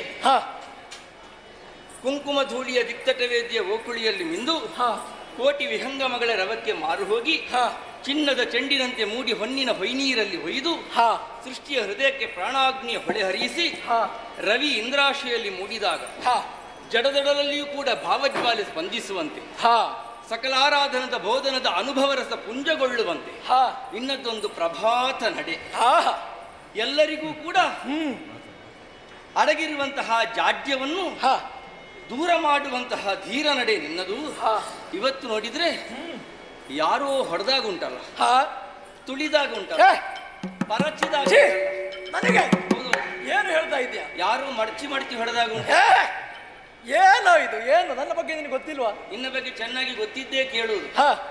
ಯಾವ ಪೆಟ್ಟು ತಿನ್ನುವ ಸಂದರ್ಭ ಇದ್ರೂ ಕೂಡ ಜಾಣತನದಿಂದ ಜಾರಿಕೊಳ್ಳುವಂತಹ ಎತ್ತರದ ಸ್ವಭಾವವನ್ನು ಹೊಂದಿರುವಂತಹ ನೀನು ಏನೋ ಒಳಾಡ್ತಾ ಇದೆಯಾ ಅಂತ. ಇರ್ಲಿ ಬಿಡು, ಹೇಳಿದ್ನ. ಅಂದ್ರೆ ಸಿಕ್ಕಿ ಬೀಳುವುದಿಲ್ಲ ನೀನು. ಮತ್ತೆ ಮಧ್ಯಾಹ್ನ ನಂತರ ನೀನು ಹೀಗೆ ನಡೆದ್ರೆ ನಾನು ಆಕ್ಷೇಪವೇ ಇಲ್ಲ ನನ್ನ. ಅದು ಲೋಕಕ್ಕೆ ಗೊತ್ತುಂಟು. ಬೆಳಗ್ಗೆ ಬೆಳಗ್ಗೆ ಹೀಗೆ ನಡೆಯಿತಿ. ಮತ್ತೆ ಈ ನೆಲದ ವಿಶೇಷ ಗೊತ್ತಾ? ಓರೆ ಕೋರೆ ನಡೆಯುವವರು ಕೂಡ ಈ ಜಾಗಕ್ಕೆ ಬಂದ್ರೆ ನೆಟ್ಟಗೆ ನಡೀತಾರೆ. ಹೌದಪ್ಪ, ಈ ಜಾಗದಲ್ಲೇ ನೀನು ಓರೆ ನಡೀತಿ ಅಂತ ಹೇಳಿದ್ರೆ ಇಲ್ಲಿ ನೆಟ್ಟಗೆ ಮಾಡುವ ವರ್ಗಕ್ಕೆ ಸೇರಿದವರಲ್ಲಿ ನಾನೊಬ್ಬ.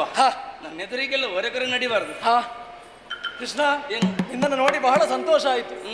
ನಾನು ಬಹಳ ಜಾಗೃತಿಯಲ್ಲಿ ಇಲ್ಲಿಗೆ ಬಂದದ್ದು ಯಾರು ನೋಡಬಾರ್ದು ಅಂತ. ಆದ್ರೆ ಕೆಲವು ಪಾಠಕರು ನೋಡಿಬಿಟ್ರು, ಯುವರಾಜರು ಬಂದ್ರು ಅಂತ. ನಾನು ಹೇಳಿದೆ, ಯುವರಾಜರಂದ್ರೆ ಸಾಮಾನ್ಯವೇ? ಯುವರಾಜರಂದ್ರೆ ಛಲದಂಕಮಲ್ಲ, ಯುವರಾಜರೆಂದರೆ ಮಾತಿನಮಲ್ಲ, ಯುವರಾಜರೆಂದರೆ ಸ್ಫೂರ್ತಿಯ ಚಿಲುಮೆ, ಯುವರಾಜರೆಂದರೆ ಚೈತನ್ಯದ ಚಿಲುಮೆ. ಅಂತಹ ಸ್ಫೂರ್ತಿ ಇರುವಾಗ ನೀನು ಪೂರ್ತಿ ಇರ್ಬೇಕಲ್ಲ, ನೀನು ಅರ್ಧ. ಹಾಗಾಗಿ ಯುವರಾಜರು ಬರುವಾಗ ನಮಗೆ ಸಂತೋಷ ಆಗದೇ ಇರ್ತದ? ನಮ್ಮ ಯಾದವ ಕುಲ ಹೇಗಿತ್ತು? ಬಹಳ ಕಷ್ಟದಲ್ಲಿತ್ತು.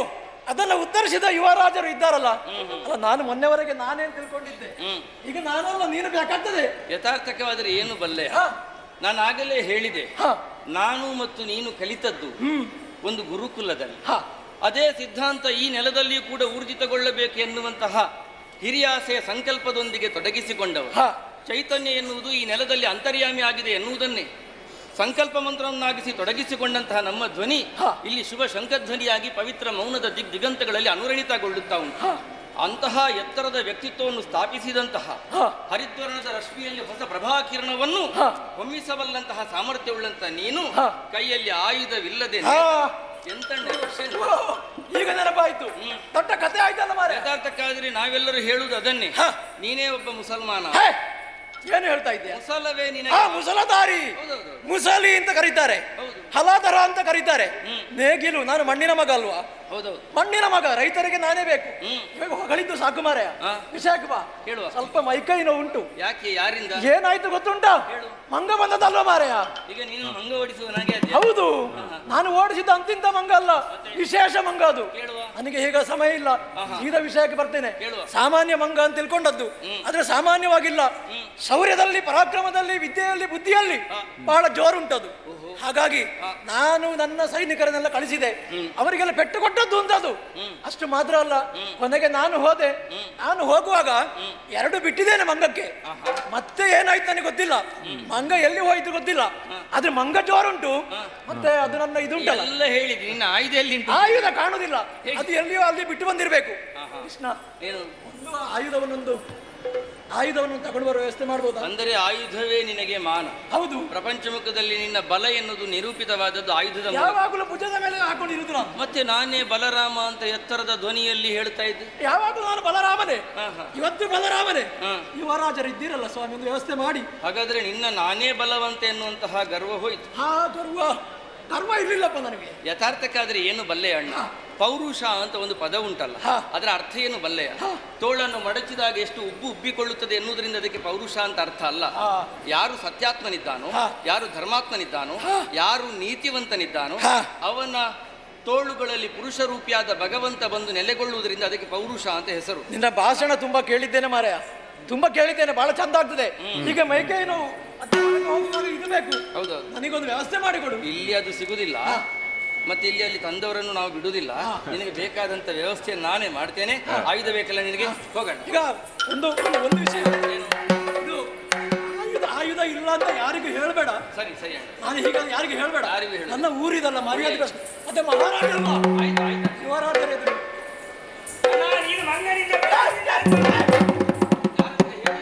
ಗಟ್ಟಿ ಹೇಳಬೇಡ. ಅಲ್ಲ, ನೀನು ಕೇಳಬೇಕಲ್ಲ ನಿನಗೆ. ನೀನು ಮನಸ್ಸಲ್ಲೇ ಹೇಳಬೇಕಾದ್ರೆ ಊರಿಗೆಲ್ಲ ಕೇಳೋದು ಬೇಡ ಪುಣ್ಯಾತ್ಮ. ಸರಿ ಅಣ್ಣ, ನೀನು ಸಮಸ್ಯೆಯನ್ನು ಪರಿಹರಿಸು ನೆಮ್ಮದಿಯಲ್ಲಿ ಸಮಯ ನಿಗದಿಯ ಒಳಗೆ. ಒಳ್ಳೆಯದು. ಈಗ ಇನ್ನೊಬ್ಬನಿದ್ದಾನೆ ಗರ್ವಿಷ್ಠ, ಅವನ ಗರ್ವವನ್ನು ಹರಿಸಬೇಕಾಗಿದೆ. ಎಲ್ಲಿ ವೈನತೆಯ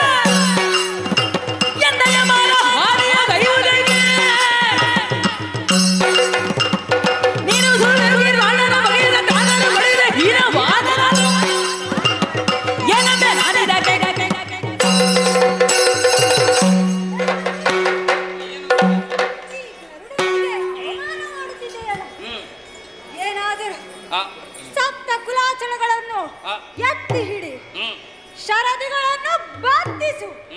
ಈ ರೀತಿಯ ಕೆಲಸವನ್ನು ಕೊಡುವುದಾದರೆ ನನಗೇನೂ ಆಗುತ್ತೇಳಿಲ್ಲ. ಆದರೆ ಒಂದು ಸಾಮಾನ್ಯ ಮಂಗನನ್ನು ಹಿಡಿಯಲು ಹೇಳುತ್ತಿರುವುದಲ್ಲ, ನನ್ನ ಮಗನಿಗೆ ತಿಳಿದೇ ಇದೆ. ಮಾತೆಯ ಈರ್ಷೆಯನ್ನು ಈಡೇರಿಸುವುದಕ್ಕಾಗಿ ಭೂಲೋಕಕ್ಕೆ ಹೋದಾಗ ಅಲ್ಲಿಯ ಇಂದ್ರನ ಆಯುಧವನ್ನು ಮುರಿದವನು ಈ ಗರುಡ. ಅಷ್ಟೇ ಅಲ್ಲ, ನಿನ್ನ ಭಾರವನ್ನು ಹೊರುವವನು ಗರುಡ ದೇವ. ಚೆನ್ನಾಗಿ ತಿಳಿದಿದೆ. ಸುಪರ್ಣ ಎನ್ನುವಂತಹ ಹೆಸರಿನಿಂದ ಶೋಭಿಸುವವನು. ಯಥಾರ್ಥಕ್ಕಾಗಿ ನನಗೆ ಮರ್ಯಾದೆ ಬರುವುದೇ ನಿನ್ನಿಂದ. ಹಕ್ಕಿಯ ಹೆಗಲೇರಿ ಬಂದವಗೆ ನೋಡಕ್ಕ ಮನಸೋತೆ ನಾನವಗೆ. ಹಾಗಾಗಿ ನನ್ನನ್ನು ಹೊತ್ತು ತಿರುಗುವಂತಹ ನಿನ್ನ ಯೋಗ್ಯತೆಯನ್ನು ತಿಳಿಯದೆ ಕರೆದವನಲ್ಲ. ಮತ್ತೆ ಇಲ್ಲಿ ಏನಾಯಿತು ಬಲ್ಲೆಯ ನೀನು? ಏನಾಯಿತು? ನಮ್ಮವರೆಲ್ಲರೂ ಕೂಡ ಆ ಹನುಮಂತನನ್ನು ಎದುರಿಸಲಾಗದೆ ತತ್ತರಿಸಿ ಹೋಗಿದ್ದಾರೆ. ಸಾಮಾನ್ಯ ಮಂಗನಾದರೆ ಎಲ್ಲರೂ ಅದನ್ನು ನಿಗ್ರಹಿಸಬಹುದಿತ್ತು. ಹಾಗಂತ ಬಲರಾಮನೇ ಪೆಟ್ಟು ತಿಂದು ಆಗದೆ ಬಂದಿದ್ದಾನಯ್ಯ. ಯಾರು? ಬಲರಾಮನೇ. ಹೌದು. ಬೇಸರ ಮಾಡ್ಕೋಬೇಡ. ನನಗೆ ಯಾಕೆ ಬೇಸರ? ನಿನ್ನ ಅಣ್ಣನಾಗಿರಬಹುದು. ಬಲರಾಮನಿಗೆ ಈ ಪೆಟ್ಟು ಕೊಟ್ಟದು ಒಳ್ಳೇದೇ ಆಯ್ತು. ಅವನಿಗೊಂದು ಅಹಂಕಾರ ಇತ್ತು. ದ್ವಾರಕೆಯಲ್ಲಿ ಎಲ್ಲರೂ ನನಗೆ ಮರ್ಯಾದೆ ಗೌರವವನ್ನು ಕೊಡುವವರು. ಅವನು ಒಂದು ಸ್ವಲ್ಪನೂ ಗೌರವ ಕೊಡದೆ ನಾನು ಎಂಬ ಅಹಂಕಾರ ಅವನಲ್ಲಿ ಇತ್ತು. ಹೌದಲ್ವಾ? ಒಂದಲ್ಲ 2 ಸಾರಿ ಹೊಡಿಬೇಕು. ನಾನು ಎನ್ನುವಂತ ಅಹಂಕಾರ ಇರಬಾರ್ದಲ್ವಾ? ಇಲ್ವೇ ಇಲ್ಲ. ಇರ್ಲೇಬಾರ್ದಲ್ವಾ? ಇರ್ಲೇಬಾರ್ದು. ಹೋಗ್ಲೇಬೇಕಲ್ವಾ? ಹೌದು. ಅದಕ್ಕೆ ನೀನು ಹೋಗ್ಬೇಕು. ನೀನು ಹೋಗ್ಬೇಕು ಅಂದ್ರೆ ಹಾಗಲ್ಲ, ನಾನು ಎನ್ನುವುದು ಹೋಗ್ಬೇಕಲ್ವಾ? ಅದಕ್ಕೋಸ್ಕರ ನೀನು ಹೋಗಬೇಕು ಅಂತ. ಅವನ ಮರ್ಯಾದೆ ಬೇರೆ ಅಲ್ಲ, ನನ್ನ ಮರ್ಯಾದೆ ಬೇರೆ ಅಲ್ಲ. ನನ್ನ ಮರ್ಯಾದೆ ಬೇರೆ ಅಲ್ಲ, ನಿನ್ನ ಮರ್ಯಾದೆ ಬೇರೆ ಅಲ್ಲ. ನನ್ನ ಮರ್ಯಾದೆ ಉಳಿಸೋಕ್ಕೋಸ್ಕರವಾಗಿ ನೀನು ಹೋಗ್ಬೇಕಲ್ಲ. ನಿಜ ಕೃಷ್ಣ, ನಿನ್ನ ಮಾತಿರಂತೆ ಅಲ್ಲಿಗೆ ಹೋಗುತ್ತೇನೆ. ಆದ್ರೆ ಆ ಕಪಿಯನ್ನು ಹಿಡಿದು ತರಬೇಕು, ಅಲ್ಲ ಸಾಯಿಸಿ ತರಬೇಕು. ಏನು ಮಾಡಿದ್ರು ಸರಿ, ನಿನಗೊಂದು ಸನ್ಮಾನದ ವ್ಯವಸ್ಥೆ ಅಲ್ಲಿಯೇ ಆಗುತ್ತದೆ. ಅವನೇ ಒಂದು ವ್ಯವಸ್ಥೆ ಮಾಡ್ತಾನೆ. ಸನ್ಮಾನ ಮಾಡಲೇಬೇಕು. ಮತ್ತೆ ಆ ಕಪಿಯನ್ನು ಕೊಂದು ಬಂದವ ಯಾರು? ಗರುಡ. ಹೌದೌದು. ನಿನ್ನ ಆ ಕೊಕ್ಕಿಗೆ ಬಂಗಾರದ ನತ್ತನ್ನು ಸೇರಿಸುವಾಗದೆ. ಅದೆಲ್ಲ ಬೇಡ. ಅಭಿನಂದನಾ ಪತ್ರವನ್ನು ಓದಬೇಕು. ಒಳ್ಳೆಯದು. ನಾನೇ ಸಿದ್ಧಪಡಿಸ್ತೇನೆ. 4 ಮಂದಿಯನ್ನು ಸೇರಿಸಿ ಓದಬೇಕು. ನನ್ನದು ಗೊತ್ತಾಗಬೇಕು. ನೀನು ಒಮ್ಮೆ ಹೋಗಿ ಬಾ. ಆಯ್ತು. ಆಗ ನಿರೀಕ್ಷೆಯಲ್ಲಿರ್ತೇನೆ. ಹೋಗಿ ಬಾ.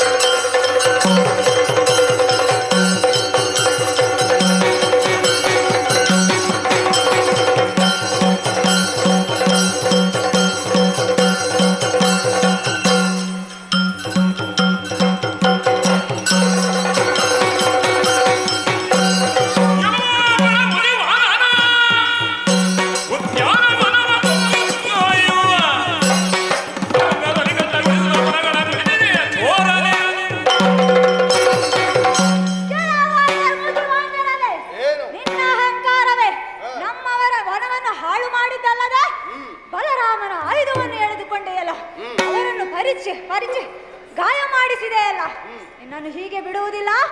ಬಾ ಮುಂದಕ್ಕೆ.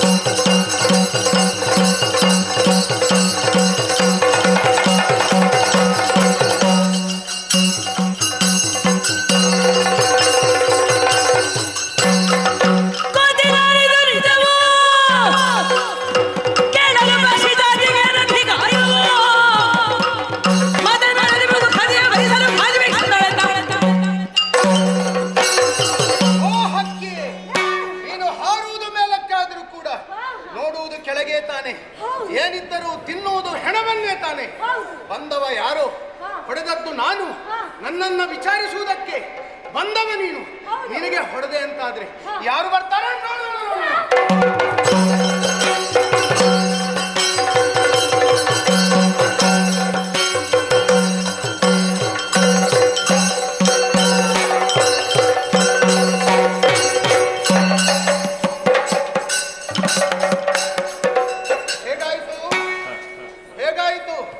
ನಿನ್ನದಾದಂತಹ ಅಹಂಕಾರವನ್ನ ಮುರಿಬೇಕು.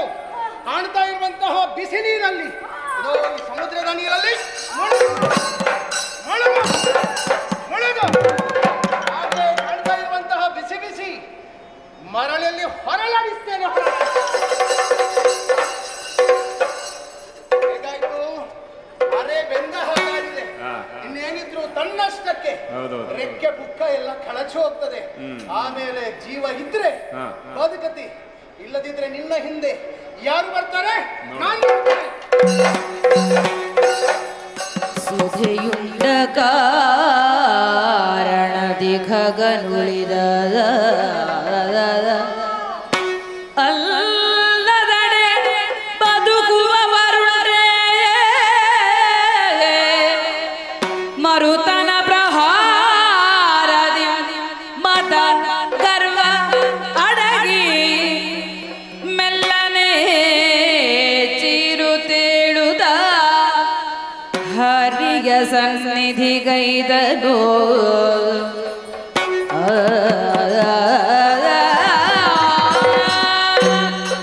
ಬೀಳುತ್ತೇಳುತ್ತವ ಗಗನ ಕಂಡು ಶ್ರೀಲೋಲನು ನುರಿದ ನಿನ್ನ ಹೋಲುವರಾರಿಲ್ಲ ಮೂಲೋಕದಿಯೇ ರೆಕ್ಕೆಯ ಗಾಳಿ ಒಮ್ಮೆಗೆ ಧೂಳಿ ಬಡವಗೈವೆ ಎನ್ನುತ್ತ ಏನಾಗಿ ಹೋಯಿತೋ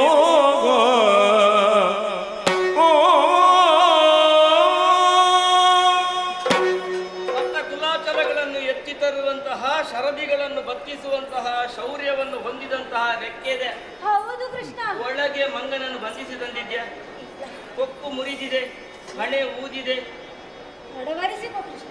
ಏನಾಯ್ತು? ಮೊದಲು ನನ್ನನ್ನು ಕ್ಷಮಿಸಿಬಿಡು. ಎಲ್ಲಿದ್ದಾನೆ? ಅವನೆಲ್ಲಿದ್ದಾನೆ? ಕೃಷ್ಣ, ಅವನ ಒಂದೊಂದು ಏಟು ತಿನ್ನುವಾಗಲೂ ಒಂದೊಂದು ಲೋಕವನ್ನು ನೋಡಿದಾಗ ಆಯ್ತು. ಅವನ ಸ್ಪರ್ಶದಲ್ಲಿ ನಿನ್ನ ಸ್ಪರ್ಶವೇ ಇದೆ ಅನ್ನಿಸ್ತಾ ಇದೆ. ಈಗ ಅಭಿನಂದನ ದರ್ಶನ ಇದೆಲ್ಲ ಬೇಡ, ಬಿಟ್ಟು ಬಿಡು. ಈ ನೋವು ಹೋಗ್ಲಿಕ್ಕೆ ಇನ್ನೆಷ್ಟು ದಿನ ಬೇಕು? ಇದು ನಿನ್ನನ್ನು ಸ್ಪರ್ಶಿಸಿ ನೋವೆಲ್ಲ ಹೋಯ್ತಾ? ಈಗ ನೀನು ಮತ್ತೊಂದು ಕೆಲಸ ಮಾಡಬೇಕು. ಏನು? ನೇರವಾಗಿ ಮತ್ತೆ ಅವರಲ್ಲಿಗೆ ಹೋಗ್ಬೇಕು. ಅಯ್ಯಯ್ಯೋ, ಯಾಕೆ? ಬೇಡ. ಅವನ ಬಳಿಗೆ ಇನ್ನೊಮ್ಮೆ ಕಳಿಸುವುದಕ್ಕಿಂತ ನಿಮಗೆ ನನ್ನನ್ನು ಕೊಂದು ಬಿಡಬಹುದಲ್ಲ ಸ್ವಾಮಿ? ಈ ಬಾರಿ ಹಾಗಾಗುವುದಿಲ್ಲ. ರಾಮ ರಾಮ ಅಂತ ಹೇಳುತ್ತಾ ಹೋಗು, ಅವ ನಿನ್ನ ಹಿಂದೆ ಬರುತ್ತಾನೆ. ಉಳಿದದನ್ನು ನಾನು ನೋಡಿಕೊಳ್ಳುತ್ತೇನೆ. ಆಗಲಿ.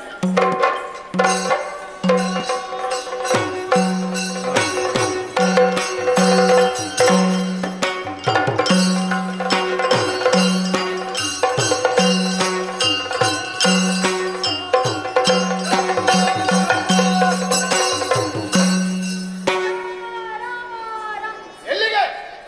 ಜೀವವನ್ನ ಬಿಟ್ಟು ಕಳಿಸಿದವನು ನಾನು. ಜೀವ ಕಳೆದುಕೊಳ್ಳುವುದಕ್ಕೆ ಇನ್ನೊಮ್ಮೆ ಬಂದಿದ್ಯಾ ನನ್ನ ಎದುರು? ಇಲ್ಲ, ಇಲ್ಲ, ನಿನ್ನನ್ನು ರಾಮ ಬರ್ಲಿಕ್ಕೆ ಹೇಳಿದಾನೆ. ಬಾ ನನ್ನ ರಾಮನೇ, ಒಂದು ವೇಳೆ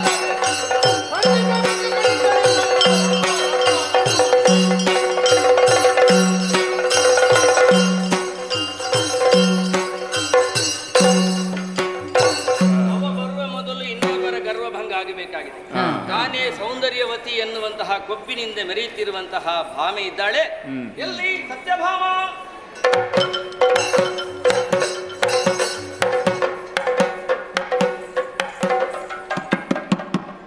ನಮಸ್ಕರಿಸಿಕೊಂಡಿದ್ದೇನೆ ಸ್ವಾಮಿ. ಶುಭವಾಗಲಿ.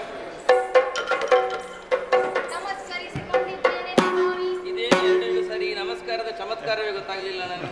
ಅಲ್ಲ, ನೀವು ಕರೆಯುವುದು ಹೆಚ್ಚೋ ನಾನು ಬರುವುದು ಹೆಚ್ಚು ಸ್ವಾಮಿ? ಹೆಚ್ಚಲ್ಲ, ಬೇಗ. ನೀವು ಹೀಗೆ ಕರೆಯದೆ ನಾನು ಹೀಗೆ ಬರದೆ ಎಷ್ಟೊಂದು ಕಾಲವಾಯ್ತಲ್ಲ ಸ್ವಾಮಿ. ಹೌದು ಹೌದು. ಹಾಗಾಗಿ ಬಂದೆ, ಆಗ- 2 ಸಲ ನಮಸ್ಕರಿಸಿದೆ. ಒಳ್ಳೆಯದು. ಹಾಗಂತ ಹೆಚ್ಚು ಹೇಳುವುದಕ್ಕೂ ಕೇಳುವುದಕ್ಕೂ ಇದು ಸಮಯ. ಹೌದು ಸ್ವಾಮಿ. ಉದ್ದೇಶಪೂರ್ವಕವಾಗಿ ನಿನ್ನ ಎಂತದ ನೋಡುದೆಂತದಾಗಿ ನಿಮ್ಮ ನಯನ ಎಷ್ಟು ಚಂದ ಸ್ವಾಮಿ. ಅದು ಇರದೇ ಇದ್ದೀತೆ ಅದರಲ್ಲಿ ನೀನಿರುವಾಗ. ನಿಮ್ಮ ನಗು ಎಷ್ಟು ಚಂದ. ಇರದೇ ಇದ್ದೀತೆ ನಿನ್ನನ್ನೇ ಉಸಿರಾಡುವಾಗ. ನಿಮ್ಮ ನಡಿಗೆಯು ಚಂದ.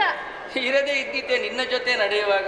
ಅಲ್ಲ, ಇಷ್ಟೆಲ್ಲ ನಿಮ್ಮನ್ನು ಹೊಗಳಿದೆ, ನೀವು ನನ್ನನ್ನು ಹೊಗಳುವುದಿಲ್ವಾ? ನಿನ್ನನ್ನು ಹೊಗಳಬೇಕಾ? ಒಟ್ಟ ಕುಂಕುಮ ಕುಂಕುಮ ನಸೊಳೊಳೆ ಪವಳದ ಕೈ ಕಟ್ಟು ಕಂಕಣ ಕೈಬಳೆ ತೊಟ್ಟ ಕುಪಸ ಬಿಗಿ ದುಟ್ಟ ಪೀತಾಂಬರ ಗಟ್ಟಿ ವಡ್ಯಾಣಕ ನಂದಿಕೆ ಕಿರುಗೆಗೆ ಇಟ್ಟು ಶೋಭಿಸು ಅಷ್ಟ ಸಂಪನ್ನೆ ಸಾಕ ಸಾಕು. ನಾನು ಚಂದ ಅಲ್ಲ? ಅದನ್ನು ಹೇಳಲಿಕ್ಕುಂಟ? ಅದ ಹೌದು. ನನ್ನನ್ನು ಕರೆದದ್ದೇ ಯಾಕೆ ಸ್ವಾಮಿ? ಕೊನೆಗೂ ಒಂದು ವಿಷಯಕ್ಕೆ ಬಂದಿ, ಸಂತೋಷ ಆಯಿತು. ಕರೆಯುವುದಕ್ಕೆ ವಿಷಯ ಉಂಟು, ದೊಡ್ಡ ವಿಷಯ ಉಂಟು. ಹೇಳಿ ಸ್ವಾಮಿ. ಹನುಮಂತ ಬಂದಿದ್ದಾನೆ. ಸೀತಾರಾಮರಾಗಿ ನಾವು ಕಾಣಿಸಬೇಕಾದಂತ ಅನಿವಾರ್ಯತೆ ಇದೆ.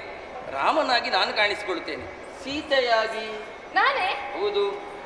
ನನ್ನಷ್ಟು ಸುಂದರಿ ಈ ಲೋಕದಲ್ಲಿ ಬೇರೆ ಯಾರಿದ್ದಾರೆ ಸ್ವಾಮಿ? ಹಾಗಾಗಿ ನಾನೇ ಸೀತೆಯಾಗುತ್ತೇನೆ. ಒಂದು ನಿಮಿಷ.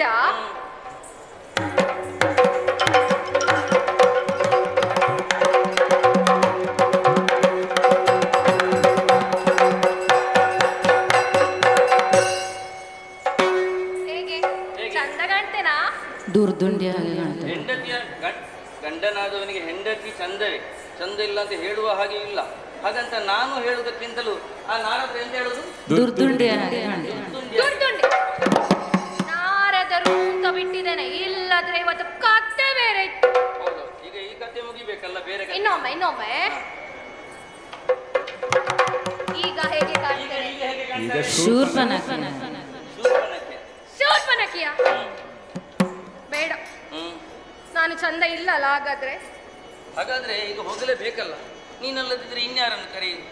ರುಕ್ಮಿಣೀ ದೇವಿ.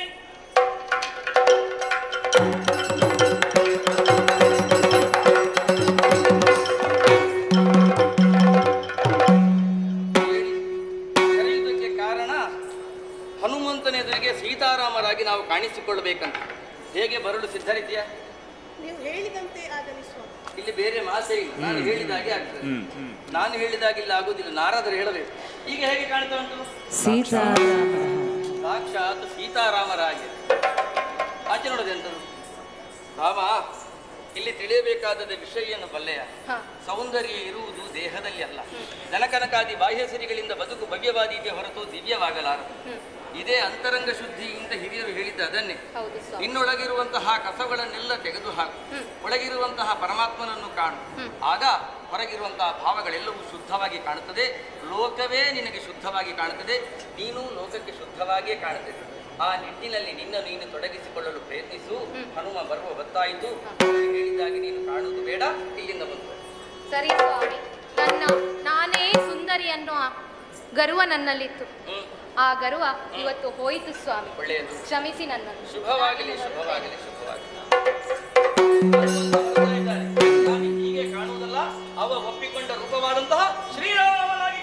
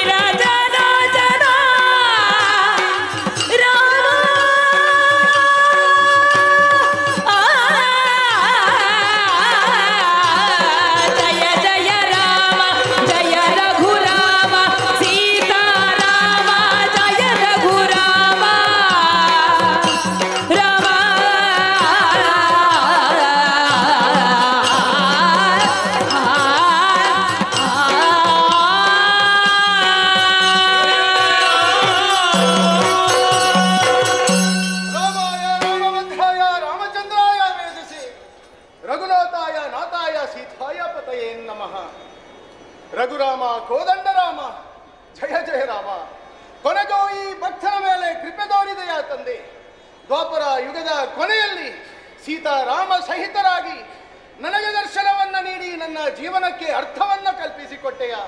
ಧನ್ಯನಾದೆ ಸ್ವಾಮಿ, ಧನ್ಯನಾದೆ ಎಂದು ಸ್ತುತಿಸಿ ಎಂದು ಸ್ತುತಿಸಿ ಕೈ ಮುಗಿದು ನಿಂದಿಗ ವಾಯುಗಾದರ ಬಿಗಿ ತಪ್ಪುತ್ತ ವಾಯುಗಾದರ ಬಿಗಿ ತಪ್ಪುತ್ತ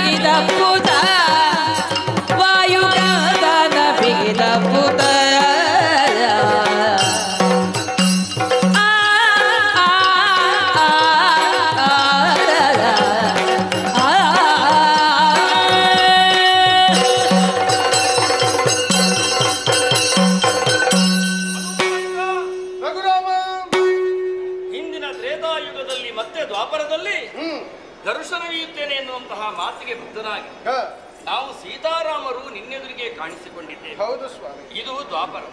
ಇಲ್ಲಿ ಶ್ರೀಕೃಷ್ಣ ಅವತಾರದಲ್ಲಿ ನಾ ಕಾಣಿಸಿಕೊಳ್ಳುತ್ತೇನೆ. ಶಿಷ್ಟರನ್ನು ರಕ್ಷಿಸುವುದು ದುಷ್ಟರನ್ನು ಎಷ್ಟು ಮಾತ್ರಕ್ಕೂ ಈ ಭೂಮಿಯಲ್ಲಿ ಬಾಳಗೊಡಗೂಡದು ಎನ್ನುವಂತಹ ಸಿದ್ಧಾಂತದಡಿಯಲ್ಲಿ ನನ್ನನ್ನು ನಾನು ತೊಡಗಿಸಿಕೊಳ್ಳುವ ಹೊತ್ತಿನಲ್ಲಿ ಇನ್ನು ಮುಂದಕ್ಕೂ ನಿನ್ನ ಉಪಕಾರ ನಾನು ಯಾರನ್ನು ಆಯುಧವಾಗಿ ಬಳಸಿಕೊಳ್ಳುತ್ತೇನೋ ಅವರಿಗೆ ಬೇಕಾಗುತ್ತದೆ. ಹೌದೇ, ನೀನೊಂದು ಕೇತನವಾಗಿ ಬೇಕಾಗಿ ಅಯೋಧ್ಯಾಧೀಶ ಶ್ರೀರಾಮ ಅಂತ ನನ್ನನ್ನು ಕೊಂಡಾಡಿದೆ. ಹೌದು. ಇದರ ಹಿಂದಿರುವಂತಹ ಅರ್ಥ ಲೋಕಕ್ಕೆ ತಿಳಿಯಲಿ. ಪ್ರತಿಯೊಬ್ಬರ ದೇಹವೂ ಕೂಡ ಅಯೋಧ್ಯೆ ಆಗುತ್ತದೆ ಯಾವಾಗ ಒಳಗೆ ರಾಮನನ್ನು ಸ್ಥಾಪಿಸಿಕೊಂಡಾಗ. ಅಯೋಧ್ಯ ಅಂದರೆ ಯಾವ ಯೋಧನಿಗೂ ಗೆಲ್ಲಲಾಗದೇ ಇರುವಂಥದ್ದು ಅಂತ ಅರ್ಥ. ಹೊರಗಿನ ಯೋಧರು ಬಿಡಿ, ನಮ್ಮ ಒಳಗೆ ಇರುವಂತಹ ಕಾಮಕ್ರೋಧಾದಿ ಯೋಧರಿಗೂ ಕೂಡ ಒಳಗಡೆ ರಾಮನಿದ್ದರೆ, ಹನುಮನ ಜಪವಿದ್ದರೆ ಅವರಿಗೆ ಗೆಲ್ಲಲಾಗುವುದಿಲ್ಲ. ಪ್ರತಿಯೊಬ್ಬರು ರಾಮನಾದರೆ ಪ್ರತಿಯೂ ದೇಹವು ಅಯೋಧ್ಯವಾದರೆ ರಾಮರಾಜ್ಯಕ್ಕೆ ಎಲ್ಲೆಲ್ಲೇ ಹೋಗಬೇಕು ಅಂತಿಲ್ಲ. ಈ ನೆಲವೇ ರಾಮರಾಜ್ಯವಾಗಿದೆ. ಇಲ್ಲಿರುವಂತಹ ಕಣ ಕಣವೂ ಕೂಡ ರಾಮ ಸಂಕಲ್ಪವನ್ನು ಹೊಂದಿರುತ್ತದೆ. ಇಲ್ಲಿರುವಂತಹ ಕಣಕಣದಲ್ಲಿಯೂ ಕೂಡ ಹನುಮ ಭಕ್ತಿ ಸದಾ ಇರುತ್ತದೆ ಎನ್ನುವುದನ್ನು ನಿನ್ನದಾದಂತಹ ತೊಡಗಿಸಿಕೊಳ್ಳುವಿಕೆಯಲ್ಲಿ ತೋರಿಸಿಕೊಟ್ಟು ಧನುಷ್ಕೋಟಿಗೆ ಹೋಗು, ಅಲ್ಲಿ ರಾಮನಾಮ ಸ್ಮರಣೆಯನ್ನು ಮಾಡುತ್ತಾ ಇರು. ಮತ್ತೆ ನಾನೇ ನಿನಗೆ ಇನ್ನೊಂದು ರೂಪದಲ್ಲಿ ಕಾಣಿಸಿಕೊಂಡು ರಾಮ ದರ್ಶನ ಮಾಡುತ್ತೇನೆ. ರಾಮವಂತ ಹೋಗಿ ಬರ್ತೇನೆ ಸ್ವಾಮಿ, ಹೋಗಿ ಬರ್ತೇನೆ.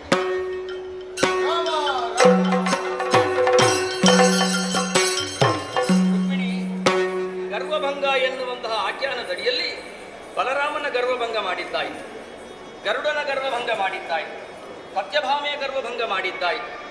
ನಿರಹಂಕಾರ ತತ್ವದ ಪ್ರತೀಕವಾಗಿರುವಂತಹ ಹನುಮಂತನನ್ನು ಯಾರು ಸ್ಮರಿಸುತ್ತಾರೋ, ಯಾರು ಹೃದಯದಲ್ಲಿ ಸ್ಥಾಪಿಸಿಕೊಳ್ಳುತ್ತಾರೋ, ಯಾವ ಕಾಲಕ್ಕೂ ಕೂಡ ಅವರಿಗೆ ಅಹಂಕಾರ ಎನ್ನುವುದು ಅಡರುವುದಿಲ್ಲ. ಅಹಂಕಾರ ಅಡರದೆ ಹೋಯಿತು ಅಂತಾದರೆ ಅವರ ಹೃದಯ ಸರ್ವಸಿದ್ಧಿಯ ಸಾಫಲ್ಯ ಸಂಗಮವಾಗುತ್ತದೆ. ಸದಾಕಾಲ ಶಿಸ್ತು ಮೈಗೂಡಿಕೊಂಡಿರುತ್ತದೆ, ಸದಾಕಾಲ ವಿದ್ಯೆ ಅವರಿಗೆ ಒಲಿದು ಬರುತ್ತದೆ ಎನ್ನುವಂತಹ ಯಥಾರ್ಥ ದರ್ಶನವನ್ನು ಈ ಪ್ರಸಂಗದ ಮೂಲಕವಾಗಿ ಮಾಡುತ್ತಾರೆ. ಯಾರು ಗರುಡ ಗರ್ವಭಂಗ ಎನ್ನುವಂತಹ ಈ ಆಖ್ಯಾನದ ಮೂಲ ತತ್ವವನ್ನು ಹೃದಯದಲ್ಲಿ ಸ್ಥಾಪಿಸಿಕೊಂಡಿದ್ದಾರೋ ಅವರಿಗೆ ಕಥಾಂತರ್ಗತವಾದಂತಹ ಪ್ರಸಾದವೇ ಮೂಲ ತತ್ವವಾಗಿ ಅವರನ್ನು ಆವರಿಸಿಕೊಂಡು ಬಂದಿರುವಂತಹ ಜಡತೆ ಕವಚವೆಲ್ಲವೂ ಕೂಡ ಕಳಚಿ ಬೀಳಲಿ, ಉಪೇಕ್ಷೆ ಮುಪ್ಪು ಮೂಲೆ ಸೇರಲಿ, ಅಪೇಕ್ಷೆ ತಾರುಣ್ಯ ಮೈದೆಳೆದು ನಿಲ್ಲಲಿ. ಈ ನೆಲದಲ್ಲಿ ಅವರ ಚಿತ್ತದಿಂದ ಚಿಮ್ಮಿದ ಚಿನ್ನದ ನೀರಿನಿಂದ ಅವರು ನಿಂತಹ ದಿಗಂತಗಳೆಲ್ಲವೂ ಕೂಡ ಚಿನ್ನದ ಬೆಟ್ಟಗಳಾಗಲಿ ಎನ್ನುವ ಹರಕೆ ಹಾರೈಕೆಯೊಂದಿಗೆ ಈ ಕಥಾಭಾಗ ಹಾಡುತ್ತಾ ಇದ್ದೇವೆ. ಭದ್ರಂ ಶುಭಂ.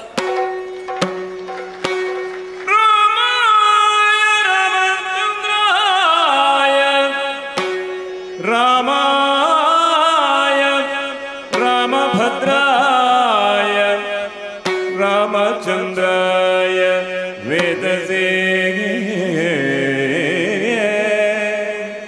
ರಘುನಾಥಾಯ ನಾಥಾಯ ಸೀತಾಯ ಪತಯೇ ನಮಃ ಸೀತಾಯ ಪತಯೇ ನಮಃ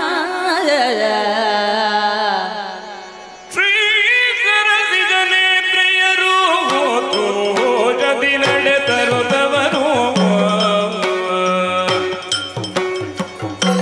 ಉಸುರರೊಲಿದು ಮಂದಾಕ್ಷತೆಯಿಂದಲೇ ಉಸುರರೊಲಿದು ಮಂದಾಕ್ಷತೆಯಿಂದಲೇ ಸೆಸೆಯ ತಳೆದು ಕೀರ್ತಿಸೆ ಮುದದಿಂದ ಮಸದ ಕೀರ್ತಿಯ ಪಡೆವೆನದನು ಸರ್ವೇಶ ಗಾರತಿ ಎತ್ತಿರೇ ಶೋಭಾನೆ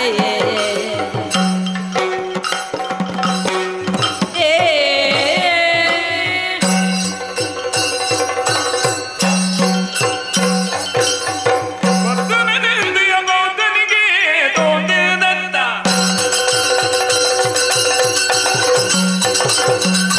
ಭಕ್ತನೆಂದಿಯ ಬೌದ್ಧನಿಗೆ ಉತ್ತಮ ಯಮನ ಕಲ್ಕನಿಗೆ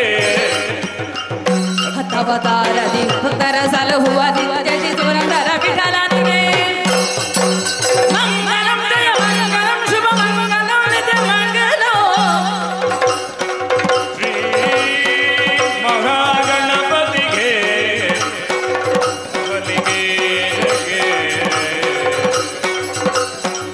ಮಂಗಲೋ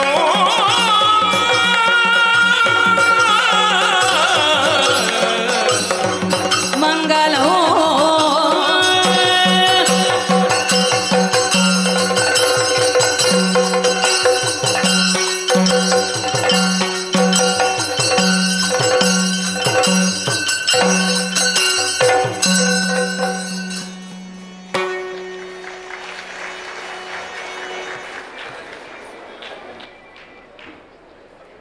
ಹಲ್